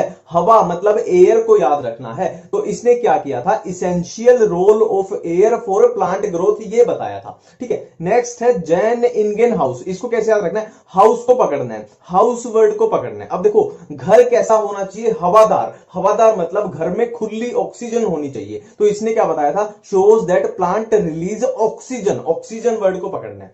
अब नेक्स्ट है जूलियस बोनसेक्स। इसने क्या बताया था, देखो इसमें जूली को पकड़ना है, जूली, जूलियस में से जूली को पकड़ना है। तो जो जूली है वो बहुत खाना खाती है, तो खाना वर्ड को पकड़ना है। खाना मतलब glucose, glucose is made in green part of plant, मतलब प्लांट अपना फूड बनाता है, इस बात को पकड़ना है। क्लियर है। अब नेक्स्ट आ जाते हैं TW एंगलमैन। इसने क्या बताया था, देखो यहां पे एंगल को पकड़ना है। एंगल, एंगल किसमें होते हैं, हम ऑप्टिक्स में पढ़ते हैं, एंगल किसमें होते हैं, बहुत सारे प्रिज्म में होते हैं, तो इसमें प्रिज्म को पकड़ना है, ठीक है, इसमें प्रिज्म को पकड़ना है। लास्ट है कॉर्न बोन नील। इसने क्या बताया था, देखो इसमें मैं पकड़ता हूं इस कॉर्न वर्ड को, मैं पकड़ता हूं इस कॉर्न को। आपने हरियाणवी या राजस्थानी में सुना होगा ना, कोनी, कोनी मतलब नहीं, है ना। कोनी मतलब ये कहना चाहता है कि लाइट के बिना फोटोसिंथेसिस कोनी होवे, कोनी होवा मतलब नहीं होवे, कोन मतलब कोनी, लाइट के बिना फोटोसिंथेसिस कोनी होवे, है ना। राजस्थानी या हरियाणवी है वो समझ गए होंगे, कोनी मतलब नहीं, नहीं होगी, ठीक है। अब नेक्स्ट टॉपिक है फैक्टर अफेक्टिंग फोटोसिंथेसिस, ठीक है। इसमें एक बहुत इंपॉर्टेंट आता है ब्लैकमैन्स लॉ ऑफ लिमिटिंग फैक्टर। देखो इसको आप पढ़ लेना, मैं आपको सिंपल भाषा में समझाता हूं। देखो फॉर एग्जांपल आप स्कूल में थे, आप एग्जाम देते थे, है ना, आपके कई एग्जाम होते थे, हिंदी का होता था, इंग्लिश का होता था, साइंस का होता था, सोशल साइंस का होता था, कई सारे एग्जाम होते थे। तो ये लॉ सिंपली ये बोलता है कि आप उन 4-5 एग्जाम में से अगर एक एग्जाम में भी अगर फेल हो गए तो आपकी पूरी क्लास फेल मानी जाएगी। तो ये क्या कहना चाहता है कि फोटोसिंथेसिस अफेक्टेड बाय, ठीक है, जैसे लाइट, टेम्परेचर, CO2, वाटर, इनसे फोटोसिंथेसिस अफेक्ट होती है। अब ये क्या बोलना चाहता है कि अगर टेम्परेचर में, खाली टेम्परेचर में भी गड़बड़ी आ जाए और बाकी तीनों चीजें सही रहें तो भी फोटोसिंथेसिस अफेक्ट हो जाएगी। अब इनको एक एक करके करते हैं। सबसे पहले लाइट कैसे अफेक्ट करती है फोटोसिंथेसिस को, ठीक है। देखो एट, जैसे जैसे एनसीईआरटी में लिखा हुआ ना, पूरा कॉपी पेस्ट है ये। देखो at low light intensity, linear relationship. देखो ये है लाइट इंटेंसिटी, ये है रेट ऑफ फोटोसिंथेसिस। तो लो लाइट इंटेंसिटी पे क्या है, जैसे जैसे लाइट बढ़ेगी वैसे वैसे फोटोसिंथेसिस भी इंक्रीज होती जाएगी। पर एट हाई लाइट इंटेंसिटी क्या होगा, do not, photosynthesis do not increase further, ठीक है। उसका एक तरह से लिमिट आ गई, यहां से आगे फिर इंक्रीज नहीं कर पाएगी, यहां पे फिर कांस्टेंट हो गई रेट ऑफ फोटोसिंथेसिस, ठीक है। अब इसमें एक एनसीईआरटी में इंपॉर्टेंट पॉइंट लिखा हुआ है कि लाइट की सैचुरेशन कब आती है, 10% ऑफ फुल सनलाइट, ठीक है। 10% ऑफ फुल सनलाइट पे लाइट की सैचुरेशन आ जाती है। ये बहुत इंपॉर्टेंट लाइन है, एनसीईआरटी में लिखी हुई है, ठीक है। अब एक इंपॉर्टेंट लाइन है एनसीईआरटी की कि अगर आप बहुत ज्यादा, मतलब हद से ज्यादा लाइट प्लांट को दे दोगे, हद से ज्यादा लाइट प्लांट को दे दोगे तो क्या हो जाएगा, उसके क्लोरोफिल वो क्या हो जाएगा, ब्रेक डाउन हो जाएंगे। एक तरह से लगा लो नुकसान हो जाएगा, कुछ सिस्टम ही टूट जाएगा प्लांट का, ठीक है। तो क्लोरोफिल का ब्रेक डाउन हो जाएगा इस तरीके से, ठीक है। अब लाइट के बाद नेक्स्ट फैक्टर है टेम्परेचर। टेम्परेचर में जैसे जैसे एनसीईआरटी में लिखा हुआ है वैसे वैसे कॉपी पेस्ट कर दिया। देखो अब दो रिएक्शन होती है हमारे पास, एक डार्क रिएक्शन, एक लाइट रिएक्शन। अब इसमें साफ साफ लिखा हुआ है कि जो डार्क रिएक्शन होती है वो टेम्परेचर कंट्रोल्ड होती है। क्यों होती है, क्योंकि डार्क रिएक्शन में एंजाइम का लेना देना होता है, एंजाइम की वजह से टेम्परेचर से अफेक्ट होती है डार्क रिएक्शन। बट जो लाइट रिएक्शन है उसमें एंजाइम का इतना लेना देना नहीं है, इसीलिए ये टेम्परेचर से कम अफेक्ट होती है। अब ये एक इंपॉर्टेंट दिया हुआ है, जो कि ट्रॉपिकल प्लांट्स हैं वो टेम्परेट प्लांट्स के कंपैरिजन में हायर टेम्परेचर टॉलरेट करते हैं। मतलब जो इनका ऑप्टिमम लेवल है टेम्परेचर का वो ट्रॉपिकल प्लांट्स के लिए हायर है, ठीक है। अब टेम्परेचर के बाद है फैक्टर वाटर, ठीक है। देखो इसको ऐसे समझो, एनसीईआरटी का फ्लो है पूरा। देखो प्लांट में वाटर की कमी हुई, मतलब वाटर की स्ट्रेस हुई। वाटर स्ट्रेस में क्या होगा, स्टोमेटा का क्लोजर हो जाएगा, स्टोमेटा प्लांट के बंद हो जाएंगे। अगर स्टोमेटा प्लांट के बंद हो जाएंगे तो क्या होगा, प्लांट जो CO2 बाहर से ले रहा था वो कम हो जाएगी ना, प्लांट CO2 नहीं ले पाएगा। तो CO2 नहीं ले पाएगा तो क्या है, फोटोसिंथेसिस भी डिक्रीज हो जाएगी। CO2 decrease